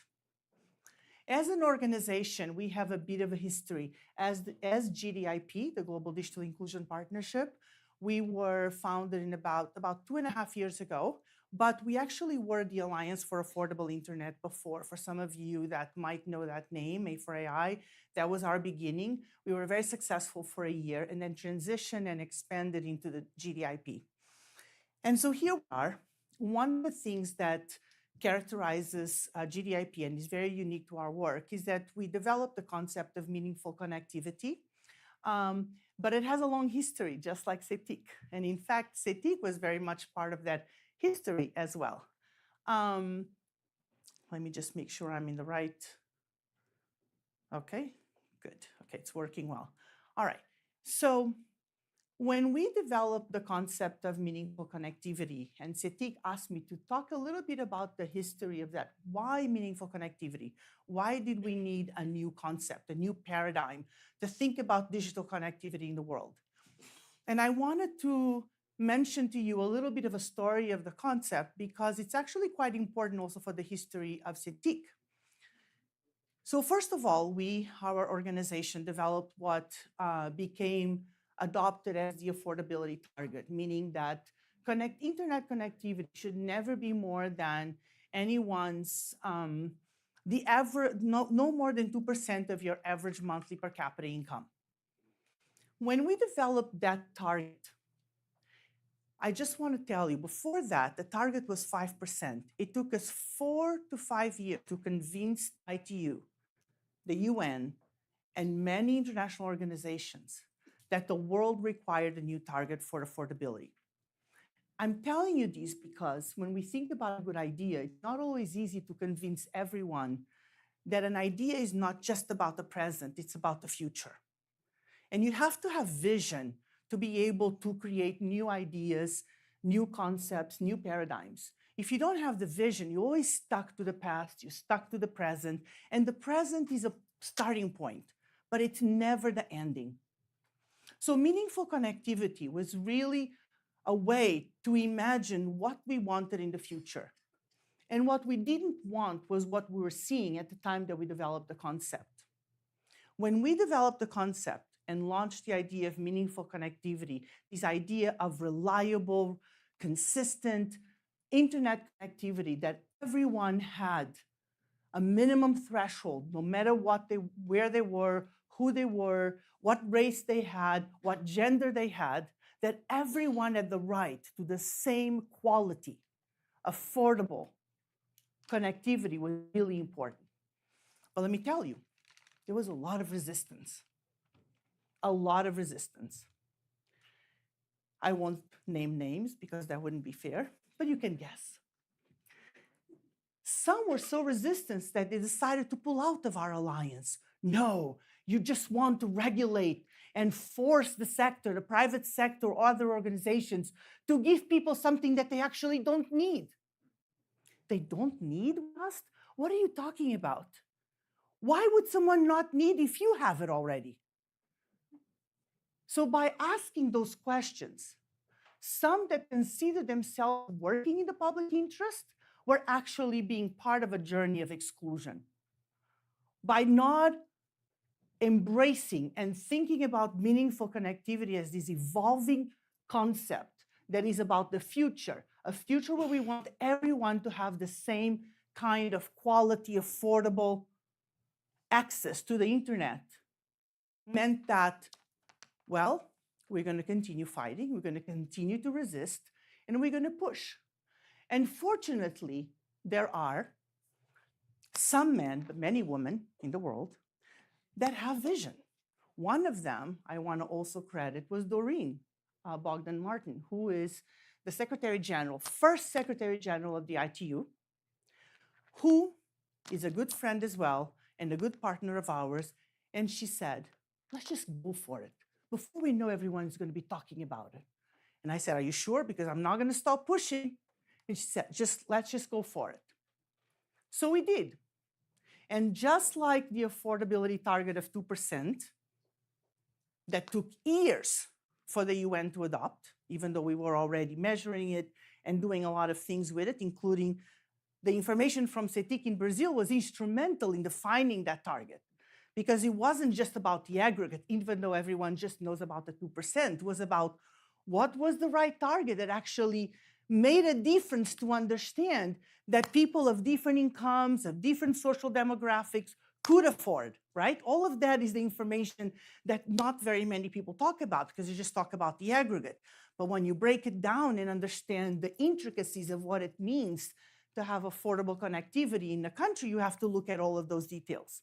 And so that's what we did with meaningful connectivity. We integrated the technical elements of speed, data, frequency, devices, because people couldn't just afford. They had to be able to afford good quality that was reliable, that was affordable, right? Otherwise, you have a situation like you have in Colombia. We have a colleague here from Colombia, where the country says, oh, everyone can afford, and 80% of the population can afford, and they have basic internet. But guess what? When you look at meaningful connectivity, only 50% of the population actually has that kind of connectivity. But not only. They say there's no gender gap in Colombia. Guess what? When you look at meaningful connectivity, there is almost a 20% gender gap, because when you look at the details of meaningful connectivity, which means affordability, which means the technical elements of speed, the device, the unlimited data, and the daily use, as well as a supportive social environment where you have skills, where rights are respected, and local content is the norm, not the exception. There is a 20% divide, and women are much worse off in Colombia than the numbers show. So meaningful connectivity was a way for us to unmask the reality, but put numbers to that reality and inspire, motivate policymakers, regulators around the world to take action and to not just sit down and say, in the aggregate, things look pretty. For us, that's not enough. And so the meaningful connectivity concept was born. It evolved. It was very much based on a multi-stakeholder consultative approach and participatory approach with partners from all over the world saying what they wanted to see in the concept. And so it was very much based on consensus that it was built. And the one country that we knew could possibly measure correctly meaningful connectivity was Brazil, because of Cetic, because of the fact that Cetic, it never shies away from any challenge. So it's no coincidence that we are here, but there's a lot more to the story. We all know that meaningful connectivity is the basic now. It's the basic understanding of where we want to go. We're still very far from that. In fact, I mean, the pandemic, as you know, we don't have to mention the pandemic almost ever anymore, but it really raised, right, the expectation of digital connectivity and digital development in general. Now we don't have to be justifying all the time. What we need to justify are the policies, the resources, and action. People to turn words to action.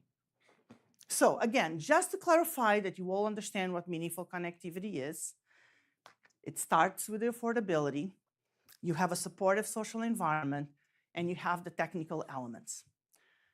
Now, let me just do a quick test here in your room.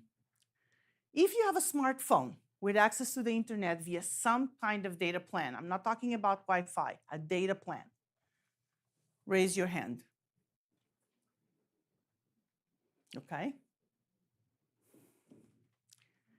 In the last month, if you access the government and public service online for some reason, okay? Just so that those of you not looking back, any of you raise your hand. We are in a room of privileged people, mostly high income. Most of you are also very white and very much from probably the class A here in Brazil or a middle and upper class in the country where you live. And your raised hands are very much a representation of that, right? Using public services are very much a reflection of your ability to have access to a device, to the services, being able to pay, and benefiting from all of those services. Now raise your hand if you use the mobile banking application for some kind of service in the last month. Again, let me note, not all of you have raised your hands, but many of you have. Okay? Now, this room is very far from the reality in Brazil. The reality that Alexandre, Cetic, Fábio, Graciela, Manuela, the many names of Cetic that I adore and do amazing work, very far from the reality that you are all telling us that you have in the country. So, what percentage of the population remains offline without meaningful connectivity in Brazil? Because we know meaningful connectivity is what you need. It's not basic internet, which, by the way, is still measured by counting people having used the internet once in the last 3 months. So when you look at big numbers, that the world is connected, still a lot are unconnected. You only qualify to count if you've used the internet once in the last 3 months. We've changed that. We've all accepted that that's incorrect and that's not enough, or many of us, but some countries are still resisting those definitions.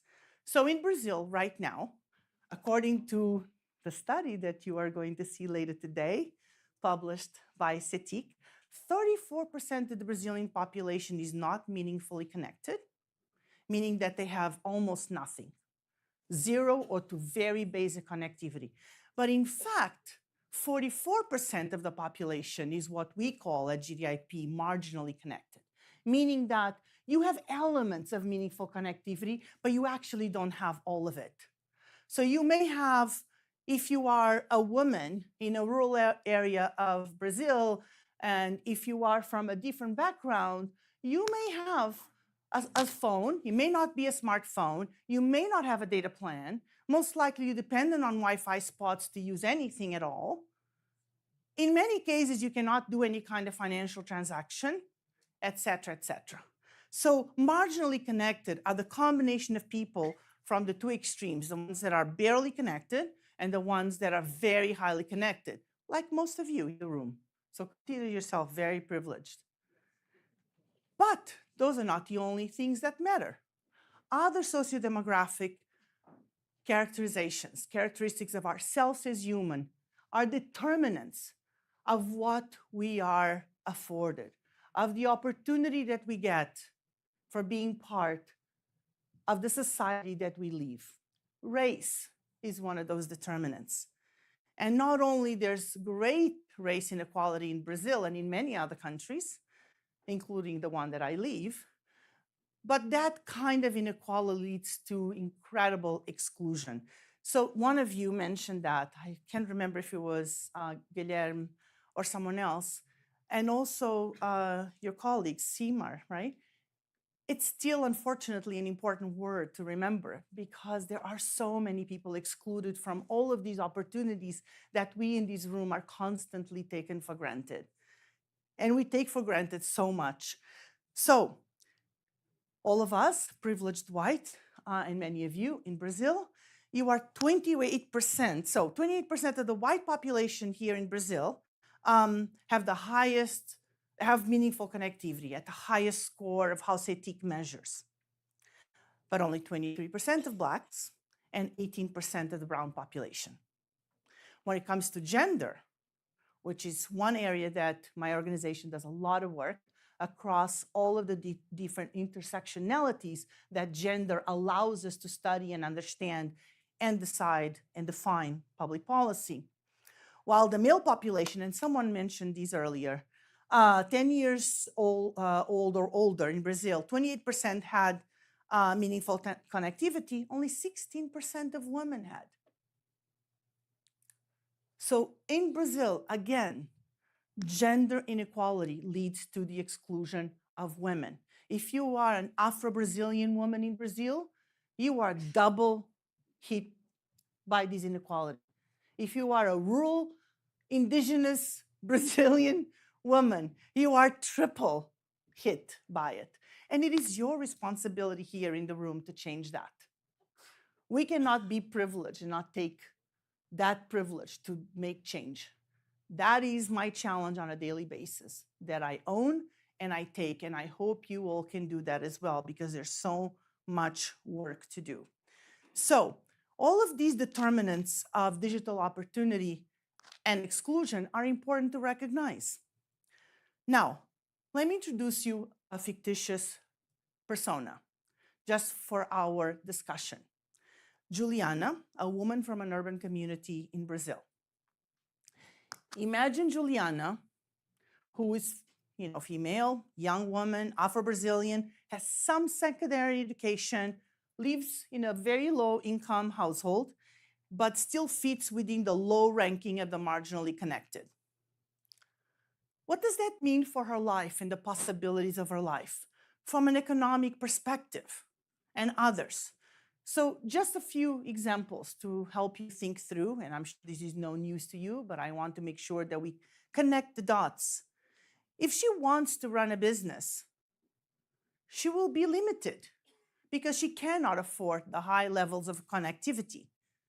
And she will be dependent on those limitations to be able to update her business, to connect to her customers, etc. So pretty much, it's a very difficult task.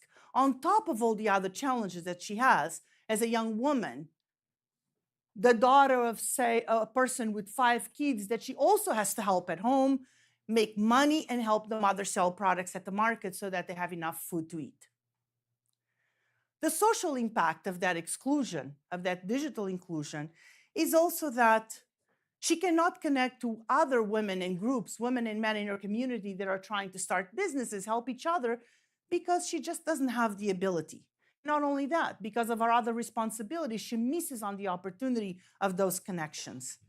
From a health perspective, she also cannot use, because she doesn't have a smartphone, she's not one of you privileged, she does not have a smartphone to be able to use the digital services that allows her to order prescriptions. She has to travel and spend a lot of money on public transportation to get to the clinic or the hospital to get medicine and come back.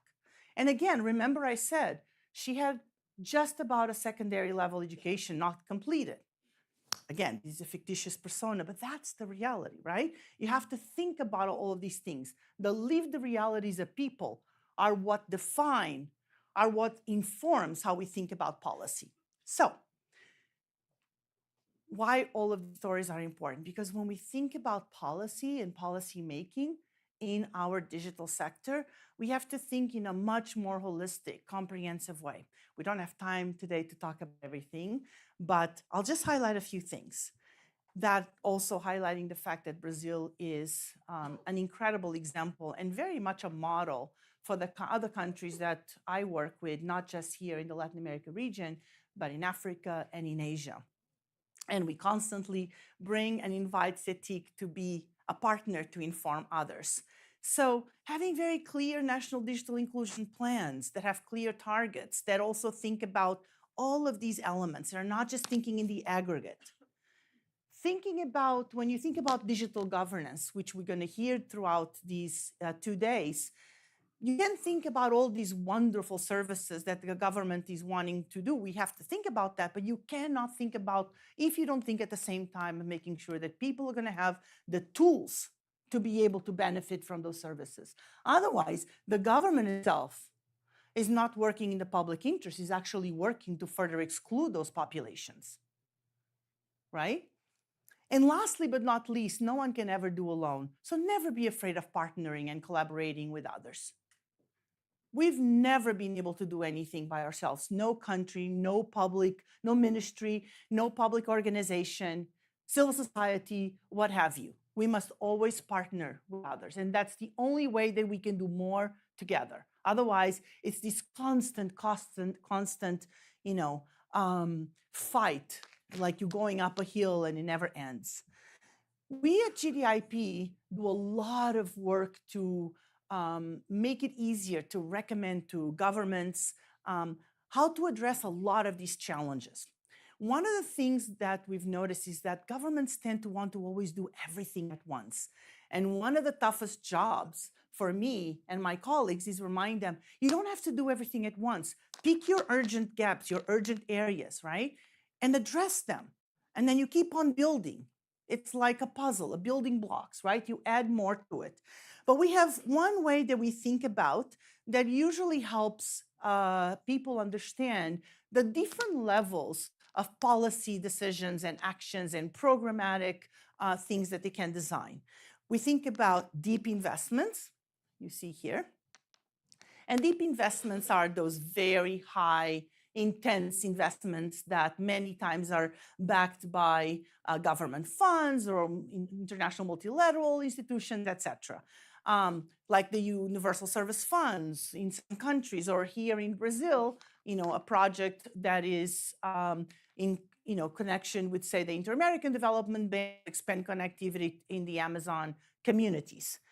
Then grand visions. Grand visions is when you define the ambition, the policy ambition, including all of those, the future that you want to imagine. But you have to think of it as a vision because you're working towards it. You cannot assume that you're going to get to it in a year or 2 years. Grand visions are long-term missions. Some of you know probably about this idea of mission-oriented approach to policymaking, and that's what this is about, is thinking about the future and then picking up the pieces you build to get to that vision. Without thinking that the vision should be static, right? It can also evolve, and we must always embrace evolution and change. Easy wins are those things that you can do quickly, you can do fast, and you can show impact. And don't be stuck, oh no, we have to think about the policy first. No, think about what you can do right away. If that could be, say, making sure that every time you do a study, you have gender disaggregated data. Or you make sure that every time you do a study, you don't think about just the aggregates, you think about the sociodemographics. Look at the data that Cetic has, things like that. Very quick, easy wins that can inform better your decisions. And then systems change, right? Scalable system change. When we change things from the inside out, right? Think about involving other stakeholders, multi-stakeholder approaches to policy change. It may not appear to be a systems change, but it is because you hear other voices, right? And when you hear other voices, you have to realize, oh, maybe what we have in place now actually doesn't work, doesn't respond to the needs. And we need to change that. So multi-stakeholder approaches to policy change is one way of integrating a systems change approach, because by default, you have to dismantle and rebuild. There are other examples. Unfortunately, we don't have time now, but I do urge you to look at a lot of our papers and work, including with Cetic and others. But if we think about it that way, think about the possibilities that Juliana might have, right? If we think about all of those options, then she might have an opportunity with a meaningful connectivity, with access to true meaningful connectivity, to be a real entrepreneur and be able to support her community, our country, maybe even become the minister one day. You never know. Socially, she can benefit from a social network. from the social community. Peer learning, knowledge sharing is critical. Here we are, all of us. I would never be able to know everything that I know if it wasn't for Cetic. And I'm sure our organization also benefited Cetic in many ways. We're always learning from each other. So having that opportunity is critical. Again, just to pick on the points that we had before, in health, all the different possibilities that meaningful connectivity will bring. So data and evidence allow us to do that, okay? And that is exactly what Cetic has been doing for many years so well. And without that information, without those statistics, without all of the indicators, we wouldn't be able to know the situation that Brazil now has in meaningful connectivity. In fact, the fact that you were not shy to embrace that concept and, through the G20 process, here's Daniel, who was leading and coordinating all of that, and Cetic, to show that not only it was possible, but that Brazil was proud to show what it could do to inform and to inspire others is really important. So not only now, and I'll speed a little bit, but not only now we have a situation where meaningful connectivity is embraced at a much wider level, including through the G20 after the Brazilian presidency, but other countries are now trying to emulate Brazil, learning from Brazil. You just had a meeting with India the other day. I was in India and I connected Cetic to the government of India, who was trying to do the same. Other countries have been doing it, trying, and Cetic is a reference point, a model in the world for what is possible. And why is this important? Because if we don't do something, this is just a small number. I was trying to avoid too many. If we don't do something, just in the next 5 years, actually it's 4 years now, just because of the gender digital divide in global majority countries, the world will lose about $500 billion. So it's not just about, it's about rights, it's about ethics, but it's about economics too. Right? We can't afford to lose. We can't afford to act in any way different to the world, to the women in the world, and to the people in the world. Now, so when you think about statistics like the 2.6 billion or 1 in 3 people that are still offline, which is something that we hear all the time from the ITU, and it's good. It's a good reminder that there's a lot of people are totally offline. I want you to remember, first, what is really meaningful connectivity, what it means. And I want you to remember that of those that are offline, there's actually many more that are counted online that are very poorly connected, that are marginally connected, and that actually don't have meaningful connectivity. So if we were to do a world study on meaningful connectivity, the numbers would look very different. So this work is absolutely critical. And that's why the work of Cetic and the book that you published that we all contributed on meaningful connectivity in Brazil for the G20 presidency was critical. The Maceió Declaration that you all led was super critical to have governments embrace that concept, embrace the commitment, right? And today, this is just the beginning of the next chapter. You've reached 20 years. The challenge will not stop. And what I know from working with Cetic and the colleagues here in Brazil is that you're just going to continue fighting and we're going to do better. So next year, when we have another event with all of you, we'll be showing, how the methodology is working, how many more countries have been able to replicate, and we're going to celebrate even more. But I hope that also in Brazil, with all of the work that is happening, that many more people will be meaningfully connected, especially the Julianas of Brazil and many others. So, parabéns, Cetic. Congratulations. Thank you. Obrigada. Muito obrigada, senhora Sônia. Thank you so much, Sora Sonia. Solicito que permaneça no palco. Could you please stay with us here on stage for the discussion panel? And I would like to invite Mr. Daniel que é Cavalcante, consultor who sênior is a em senior GI. consultant Bem-vindo, Sr. for Daniel. MGI. He will be the moderator of this panel E discussion para participar session. do debate, temos And to be conosco part um of grupo the de debate, especialistas we have convidados que a comporão group a of mesa. invited Convido ao palco experts.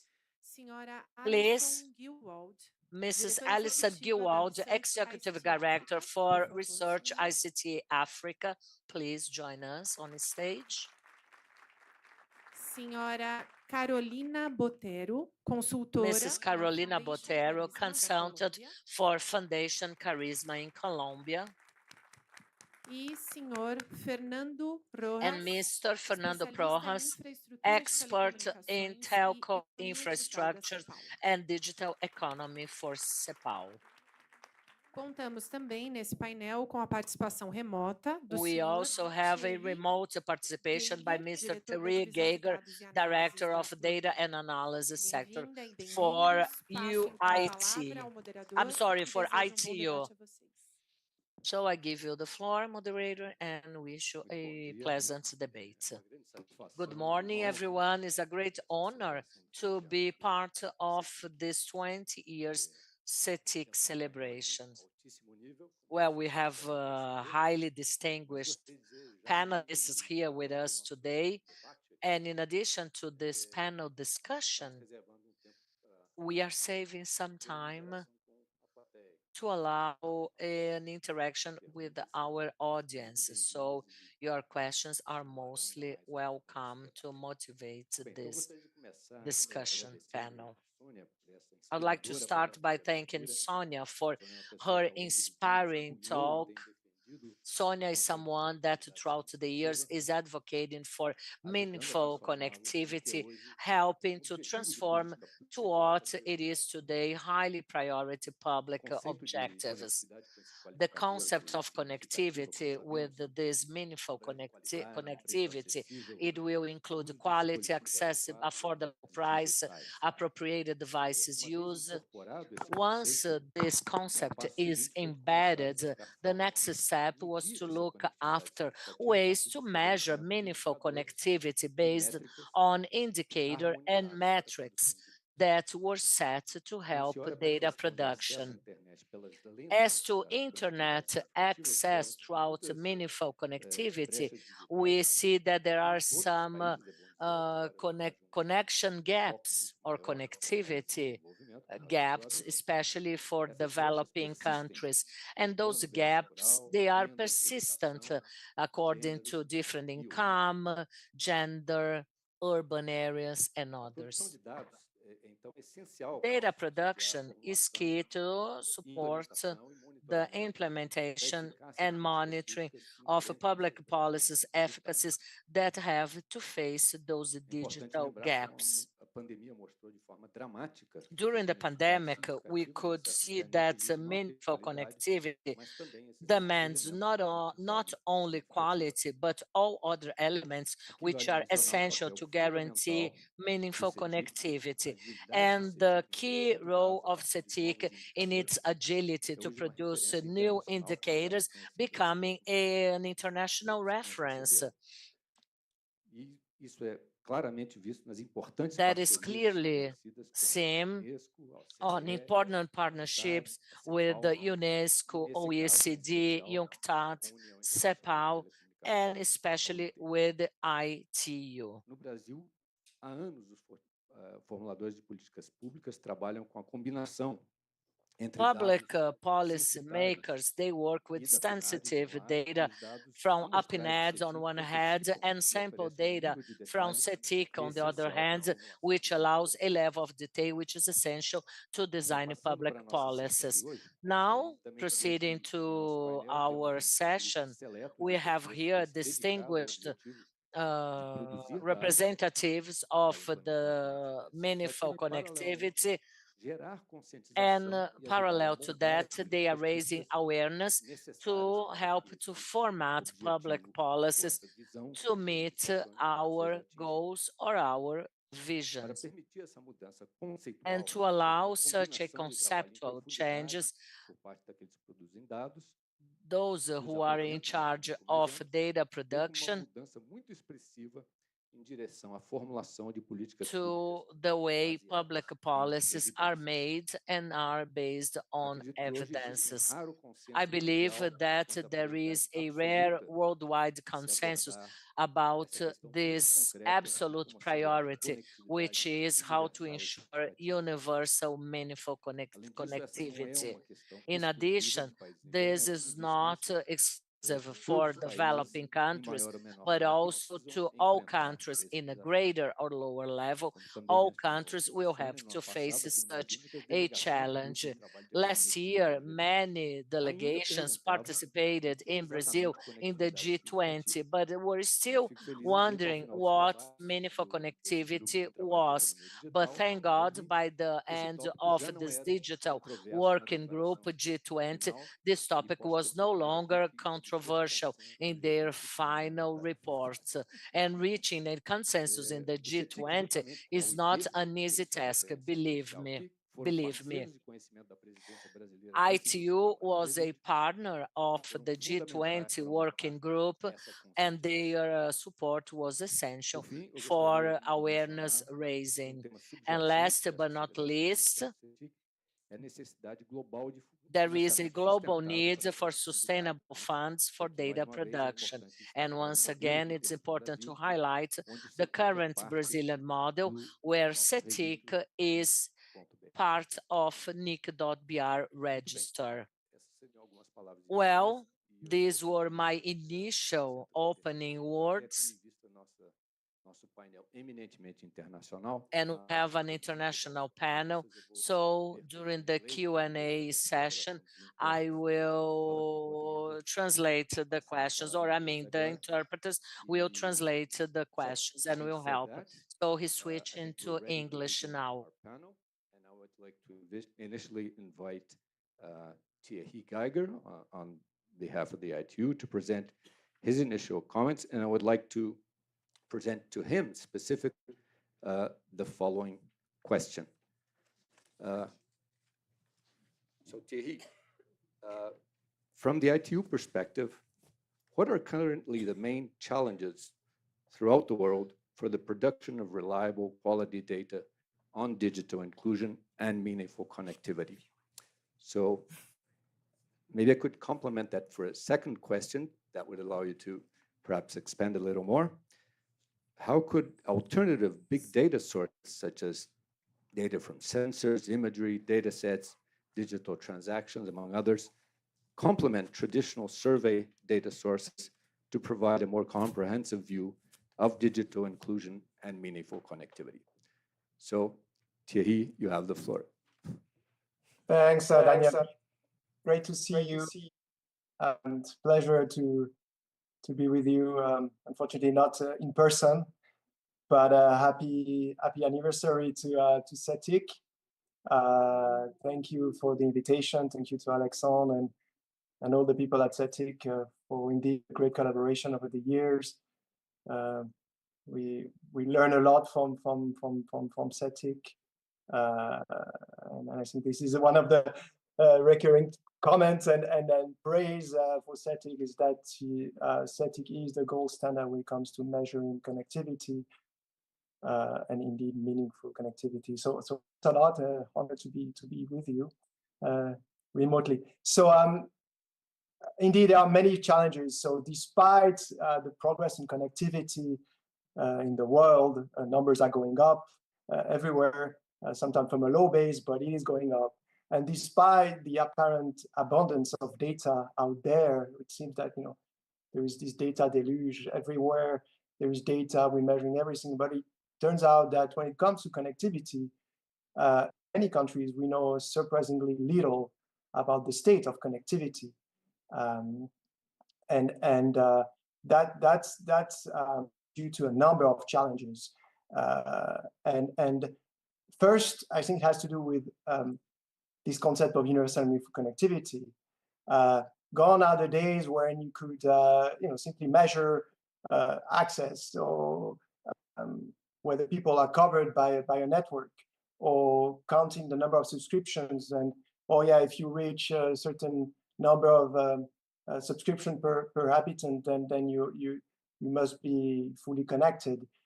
we know now that this is not enough. And as we heard from other panelists, this notion of meaningful connectivity forces you to measure much more than whether people are just have access, that is, they have the possibility to connect, or whether they use the internet, because there are many different experiences when it comes to using the internet.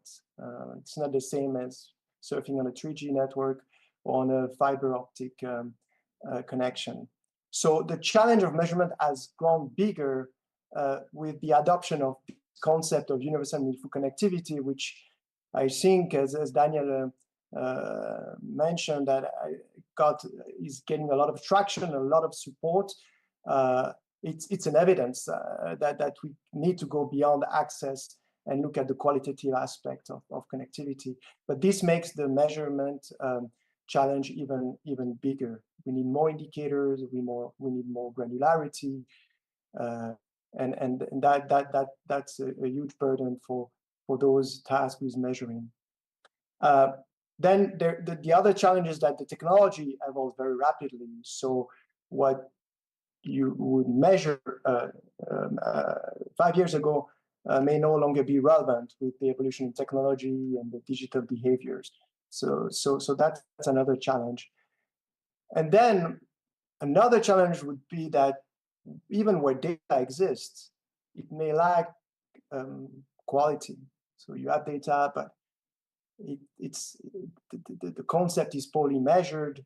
So due to insufficient sampling, poor monitoring of survey processes, there are many reasons why the quality of data might not be sufficient. Then there is often issue with timeliness of the data. So you get data once in a while, but it's not regular, let alone on an annual basis. And then we heard about the importance of disaggregated data. Measurement is often at the national level, and these can conceal huge differences within the country, across population groups, across genders, across locations. So measuring at the national level doesn't tell you the full story. So all these challenges make it very hard to get the full picture of the state of activity and whether countries have how close or how far they are to achieving universal and meaningful connectivity. But there's hope, because we see that Cetic has successfully overcome the challenges. And in many respects, Brazil is the example to follow, not just in terms of outcome, but also in terms of financing model, as we heard. The reason why they've been successful is that they had a steady financing and access to resources to do this work, which is huge, especially in a country as large as Brazil, as we heard from Alexandre. So this is reassuring, or this is inspiring to see that it is possible to find the resources, to have the political will, and to have the results like we see in Brazil. Maybe just a few words on how ITU helps overcoming these challenges. So we stand at, we span the full life cycle of data, but we are at the very beginning of the chain when we help identify what needs to be measured and how to measure it. So defining the statistical standards, the indicators that matter, and then working with countries for them to adopt these standards. So typically we send surveys or questionnaires to countries, asking them to send us the data. And these questionnaires are built based on the standards that were developed at ITU in collaboration with experts. So typically you heard a lot about affordability. So these price baskets and the 2% target is based on price baskets that are defined at ITU and revised on a regular basis, and then shared with countries for them to collect this data. And actually, on this specific data on affordability, ITU is very much involved. The collection is the only data set where ITU does a lot of work collecting most of the data from websites, actually, of operators collecting data, which is then validated by countries. But this is a massive effort by ITU to collect this data, and we create this giant data set on the affordability of connectivity. And next week, we will release the 2024 results, big report coming up next week. For the rest, we rely on countries to collect this data. And this is where we see the challenges in countries not able to submit much data. Some countries don't submit any data. Only a few are able to answer every question from our data questionnaire.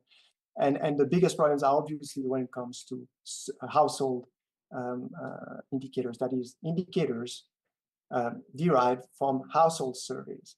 People going, knocking on doors, asking whether you use the internet, what do you use for, what do you use it for, what kind of activity do you do, how often, from which device.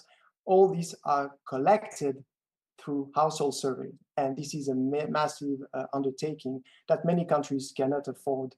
And we provide technical assistance to countries, but we cannot provide funding.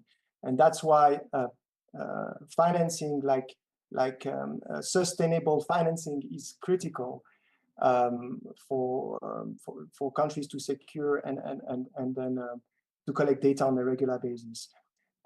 So just final message, I would say to policymakers who may be in the room, is that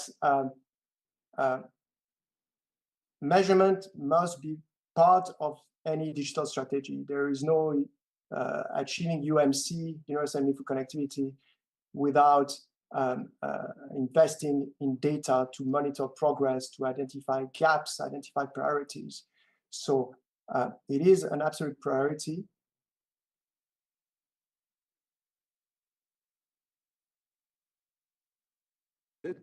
Meaningful connectivity, right? Yes. So At play. I can hear. Thierry, are you listening? Well, I'll take then this opportunity to perhaps move on with our panel, and we thank Thierry for this very relevant contribution. And our next speaker brings a very unique perspective on the issue coming from Africa.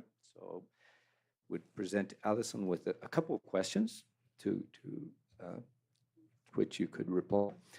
So given the research you've been doing through ICT Africa's extensive experience in producing ICT across African countries, what are the main trends in the evolution of digital inclusion in the African continent? And the second question would be, how can researchers and policymakers work together to data on vulnerable populations translates into actionable digital inclusion policies and strategies?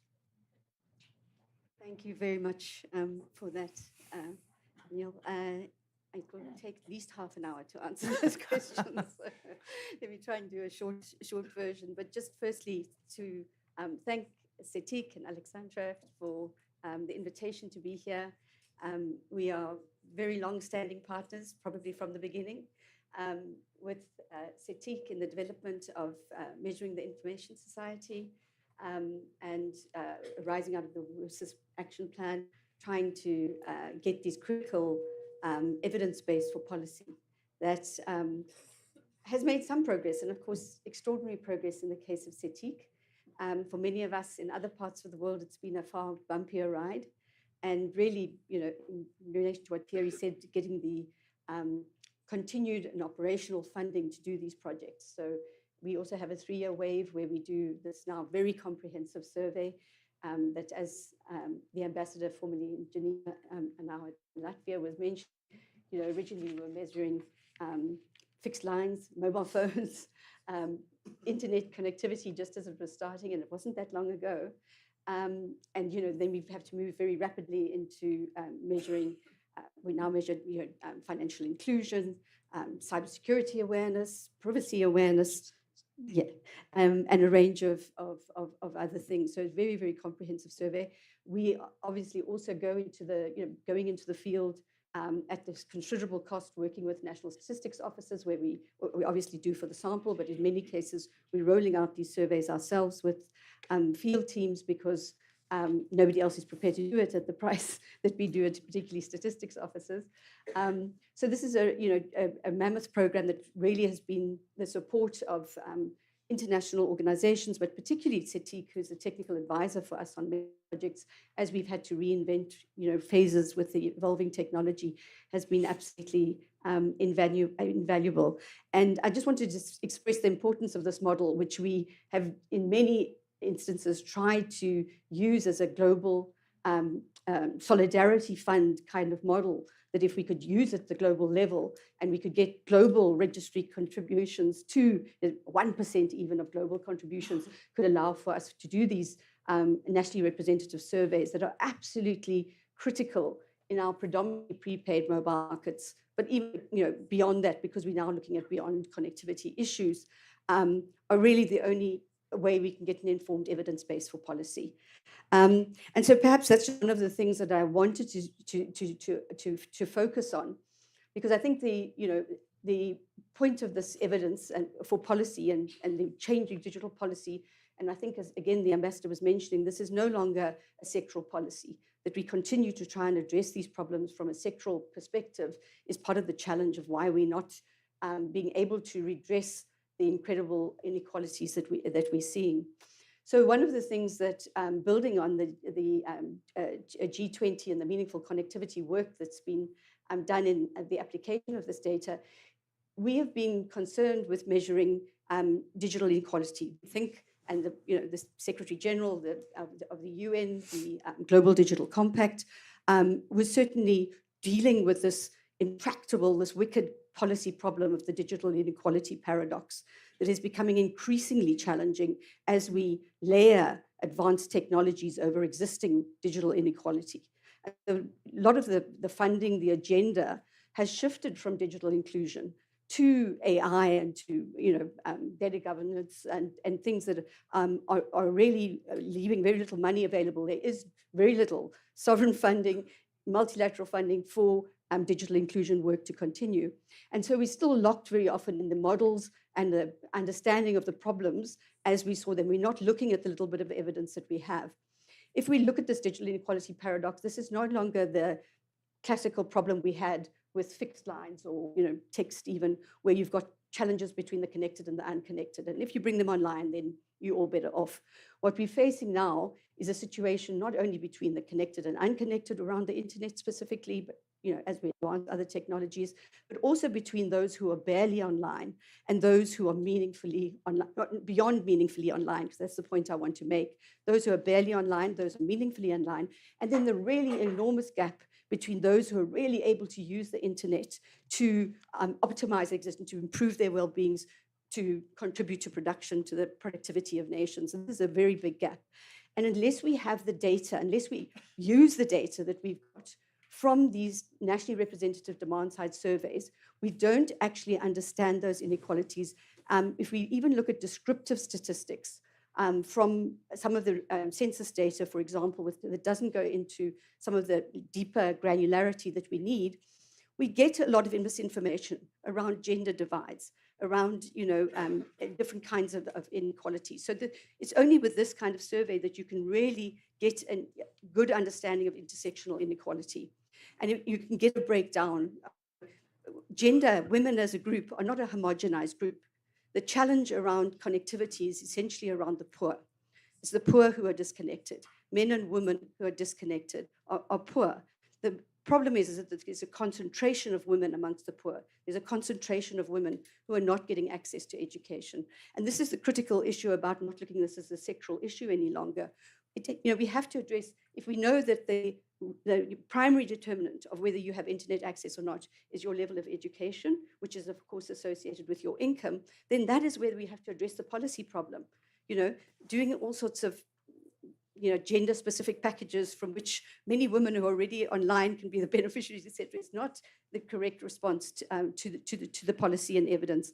If we take micro enterprises, for example, even the issues around connectivity and devices. So we see, for example, in South Africa, normally there are more women than men with access to mobile phones, and then that's more parity with access to the internet. Once we do the micro enterprise survey, which we did together with the World Bank, we find that a number of people, men and women, do actually have access to smart devices, but very few of them are using them for business purposes or even beyond WhatsApp. So a few of them are actually using WhatsApp. Some of them not even using WhatsApp. They're using a smartphone as essentially a dumb phone. But the real challenge then is that people, not only is it an issue of meaningful connectivity in the sense that's been described around the quality of the service plus digital skills, it's a far more fundamental problem that to address systematically, you have to redress inequality, people's ability to have the levels of competency and capability to exercise the right to access to the internet and to use the facilities that they may have.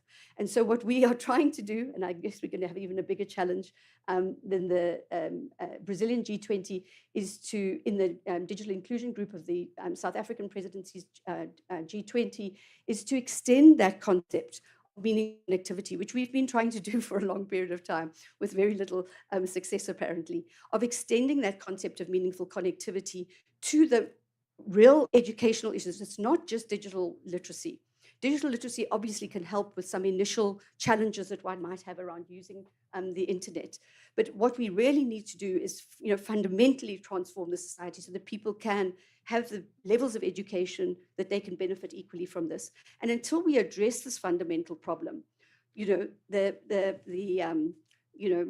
sexy new policy issues of digital public infrastructures, of AI, are simply not going to be able to be beneficial for all. And we can make the references to their potential for planetary change and for resolving problems around public service delivery and those kinds of things. But until we address those fundamental problems, these are not going to be services that are beneficial for all. And we see that already with some very many efforts in unequal societies also experience digital inequality, is that the beneficiaries of interventions around COVID that gave more spectrum to mobile companies was that those who were online got more online. But basically the large numbers of people across Africa, by and large, were unable to digitally substitute to mitigate the risks of public health risks and the economic risks that accompanied the pandemic. And just to emphasize the point, because I think it's been raised in different contexts, my concern, because we're not dealing with the data and we're not dealing with these fundamental and structural problems, is that if we had an epidemic, and Africa was confronting it in the same way, we'd be no better off. We have not learned from those lessons. We cannot continue to do the same things from a policy perspective and expect different outcomes. That 2% has to be attached to, it's no use trying to get those prices down with current market models that we've got, current regulations we have, etc. We have to do something fundamentally different to do that.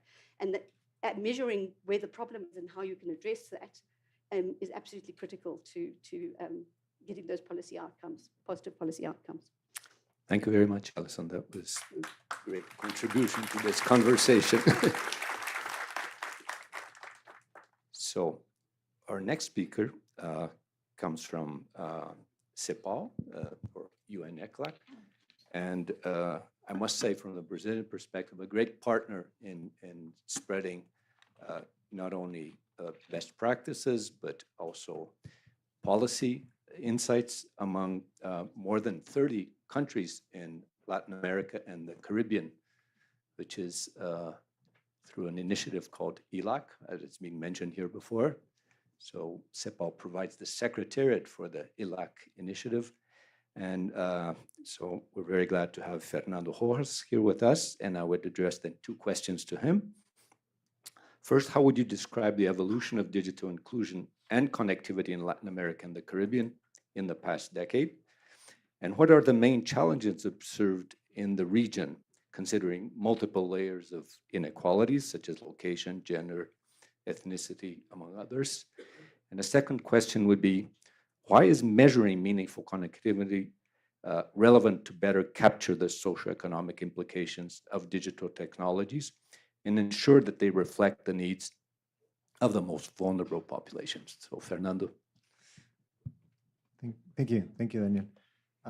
I would like to start by thanking Cetic and Alessandri for inviting me to this event, and also to congratulate them on the 20 years of working in the region. We at ECLA, we have had the pleasure of working very closely with Cetic in various initiatives, not only on measuring issues, but also in capacity building. So it's an honor to be here.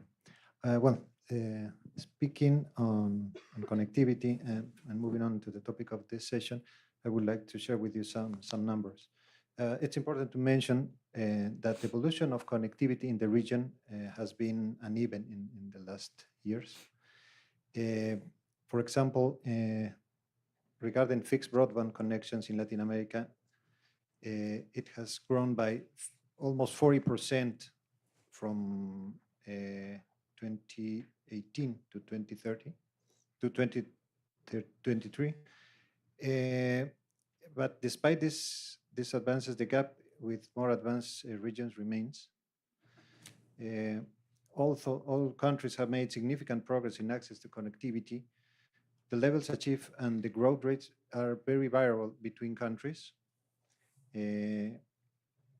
For example, if we take Cuba, Paraguay, and Bolivia, which between 2018 and 2023, they have significantly increased fixed broadband penetration, but almost 240%, 157 and 150% respectively. But we have, on the other hand, other lower penetrations, for example, in countries as Nicaragua and Guatemala, Honduras, and Haiti.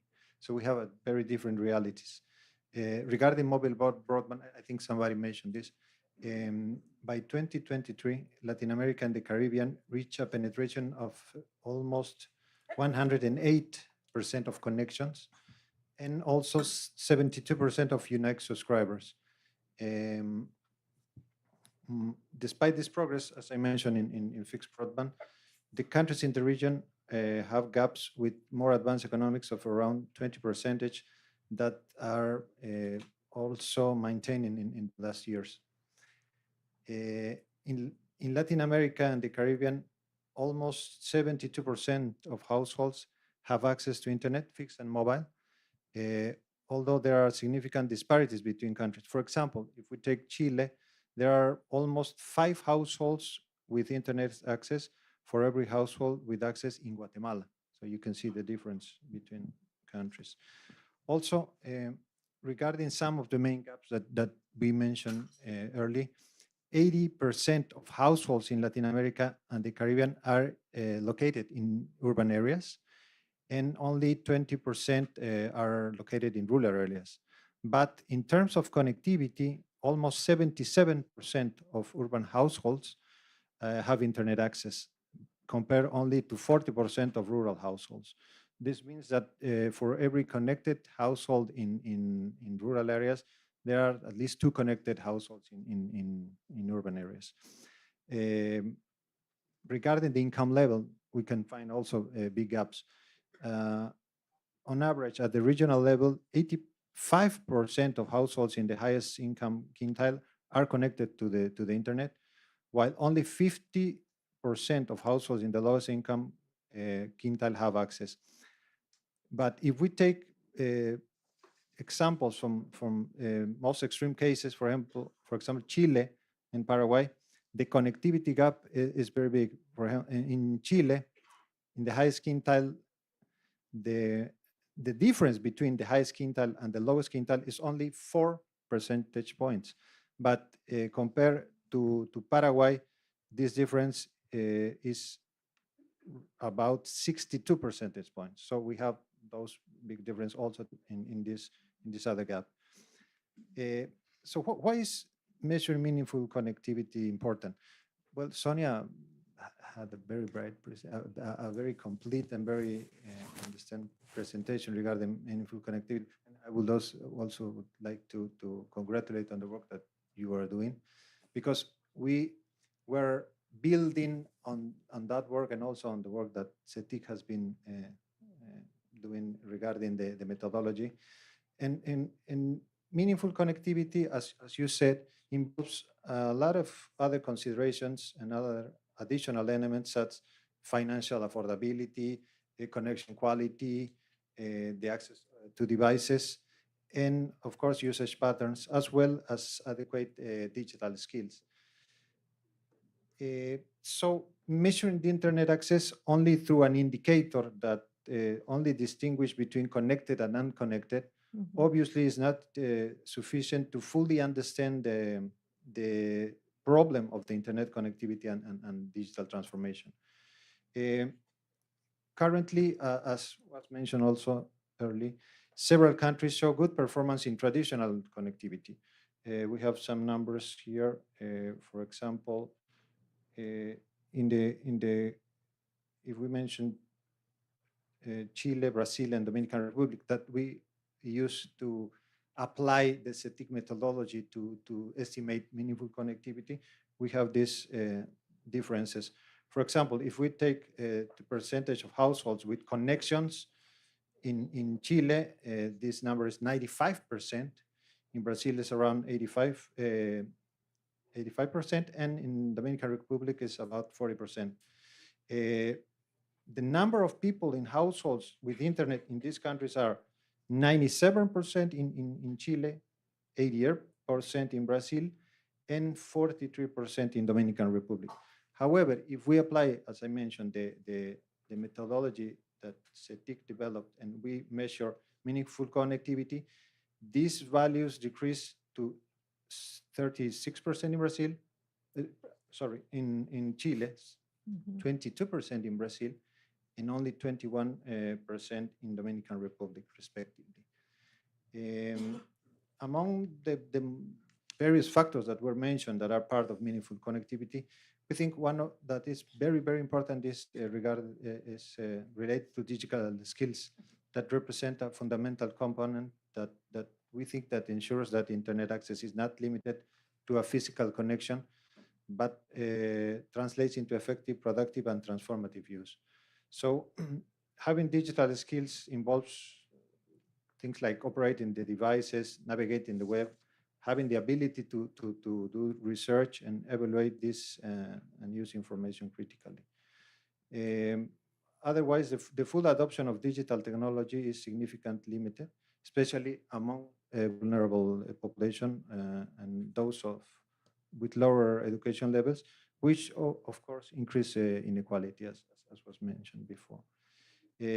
So many people are left out the benefits such as access to online education, remote work, digital government services, or entrepreneurship and technology platforms, as was presented by Sonia.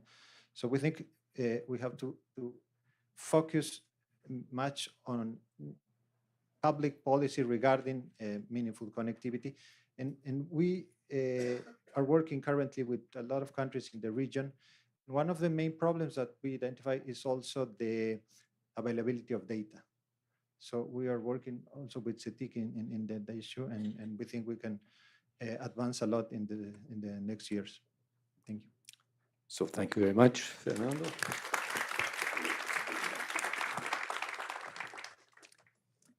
And next then, I would like to invite Carolina Botero from Fundación Carisma in Colombia. And I would like to add that very much in the spirit of the multi-stakeholder approach that guides us all here, a representative of civil society participating here with her perspective on the issues. And I would like to then present you two questions as well. So first would be taking into account your experience in Colombia and in the Latin American region, and from the perspective of civil society organizations, what are the main impacts of digital divides and lack of connectivity to overall digital rights agenda? And second, from your experience, what are the critical areas for research and intervention related to digital inclusion? How can disaggregated data, for example, disaggregation by location, gender, and ethnicity, and qualitative research contribute to a deeper understanding of digital divides, and support the design of more effective and targeted policies for digital inclusion. So, Carolina? Thank you very much. And thanks a lot to Cetic for inviting me to this. I've been the part of the the consultative board in Cetic for the last years, and it has been not just a big pleasure, but an incredible opportunity for learning for me. So as for the question, I would like to start by saying that as the digital transformation grows, the frontier disappears between human rights and digital rights, and that was already said by the ambassador. But I would say better that in most topics, this is the truth, but we should not forget that there are still differences between a human right and a digital human right, and it mostly, or a key part of it, is connectivity. Connectivity makes it possible to exercise rights in the digital landscape. So that's kind of a key point that we should continue to discuss and to understand, to make sure that human rights can be exercised in the digital environment. We need to deal with that difference, I would say. Connectivity then, and especially meaningful connectivity, is key to exercise freedom of expression, access to knowledge, access to culture, health, etc., as has already been mentioned. But then, as Sonia said, I would like to emphasize that there is a discrimination effect on having different kinds of connectivity or not being able to use connectivity properly. And of course, economic vulnerability is one of them, but there are many intersectional gaps that will contribute to not having the same experience online. I remember in 2016, we had the opportunity in Charisma to work with the Web Foundation, because there was this sensation that we were not measuring enough how women experience connectivity, and the Web Foundation put together a study to find out how women, especially in the peripheries of big cities, were experiencing internet. There was, I believe, if I remember correctly, it was like 5 different cities. The one in Latin America that was measured was Bogota in Colombia, and we helped with that. The idea was to measure women in the peripheries of Bogota and how they use and what was the real digital gap. And there were many findings. I mean, because in Africa, the partners in Africa, in Asia, and in Arab countries found big digital gap back then with women. Our results were not that clear on a big digital gap, but there was a digital gap around 20%, as you mentioned. And it was because the way the woman could use internet, but I also remember a very specific one. It was also economic, but because mostly the woman would access internet through in Colombia through the payment done by their partners. So they will rely on the men, whether the father or their partner, to pay for their internet access. That was something that really struck me. So there was a digital gap, and it was nice. There was a nice effect after this study we did back then.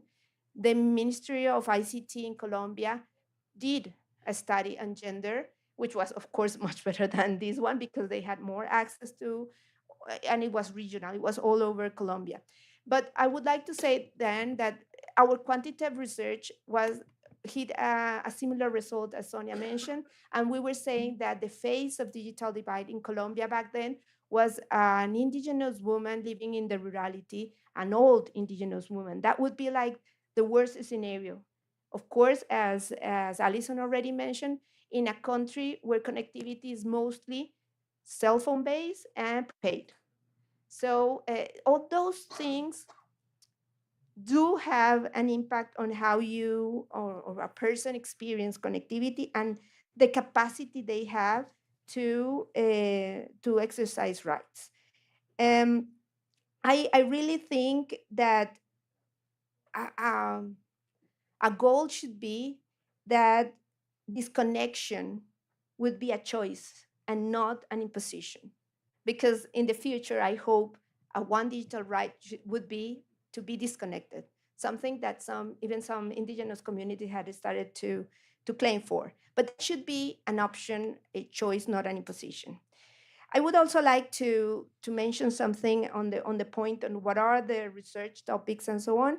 And it's last year I found out, well, Cetic launched its report on meaningful connectivity, and probably a couple of weeks after, I found out that Colombia was doing its own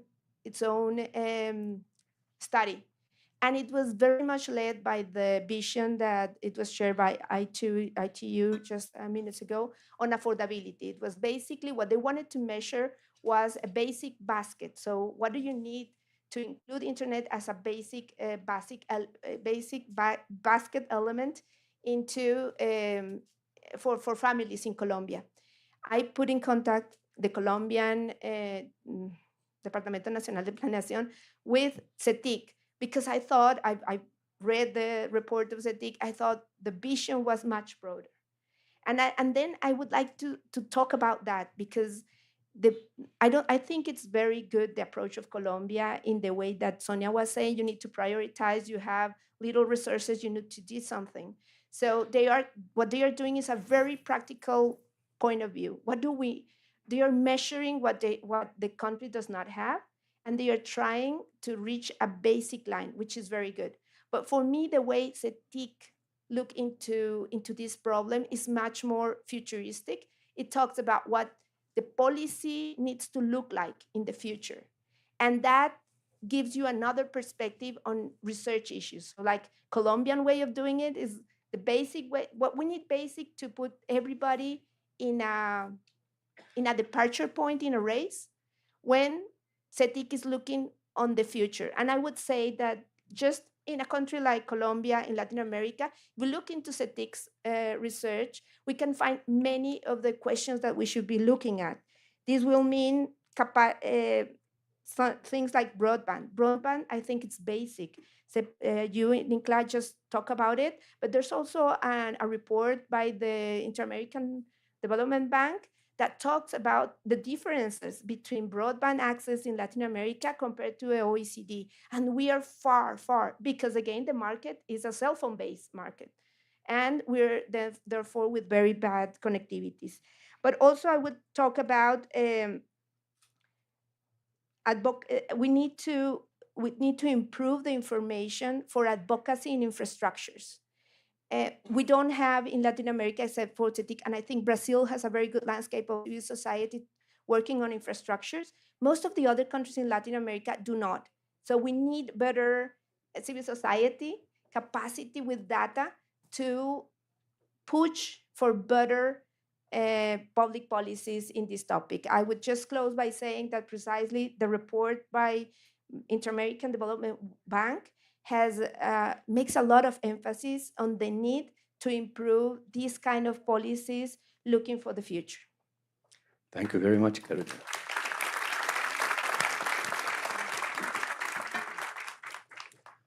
So, as promised, we still have time for perhaps 2 questions from the audience, and feel free to present it either in English or in Portuguese.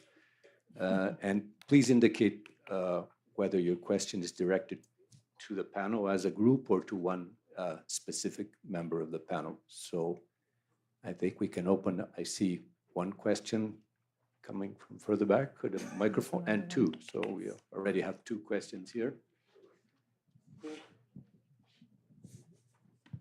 Aí eu dou em português. Sônia e outros painelistas. Sonia, please, and some other panelists. How can we work with meaningful connectivity within a scenario or a context where there is a technological obsolescence, where tech developers, they demand for a new generation of devices, and by that I mean software devices, machines, and that will even increase much more the gap, because not everyone will have access to all these new devices, let alone meaningful connectivity, because it seems that we are always running, after the process, and we are always lagging behind.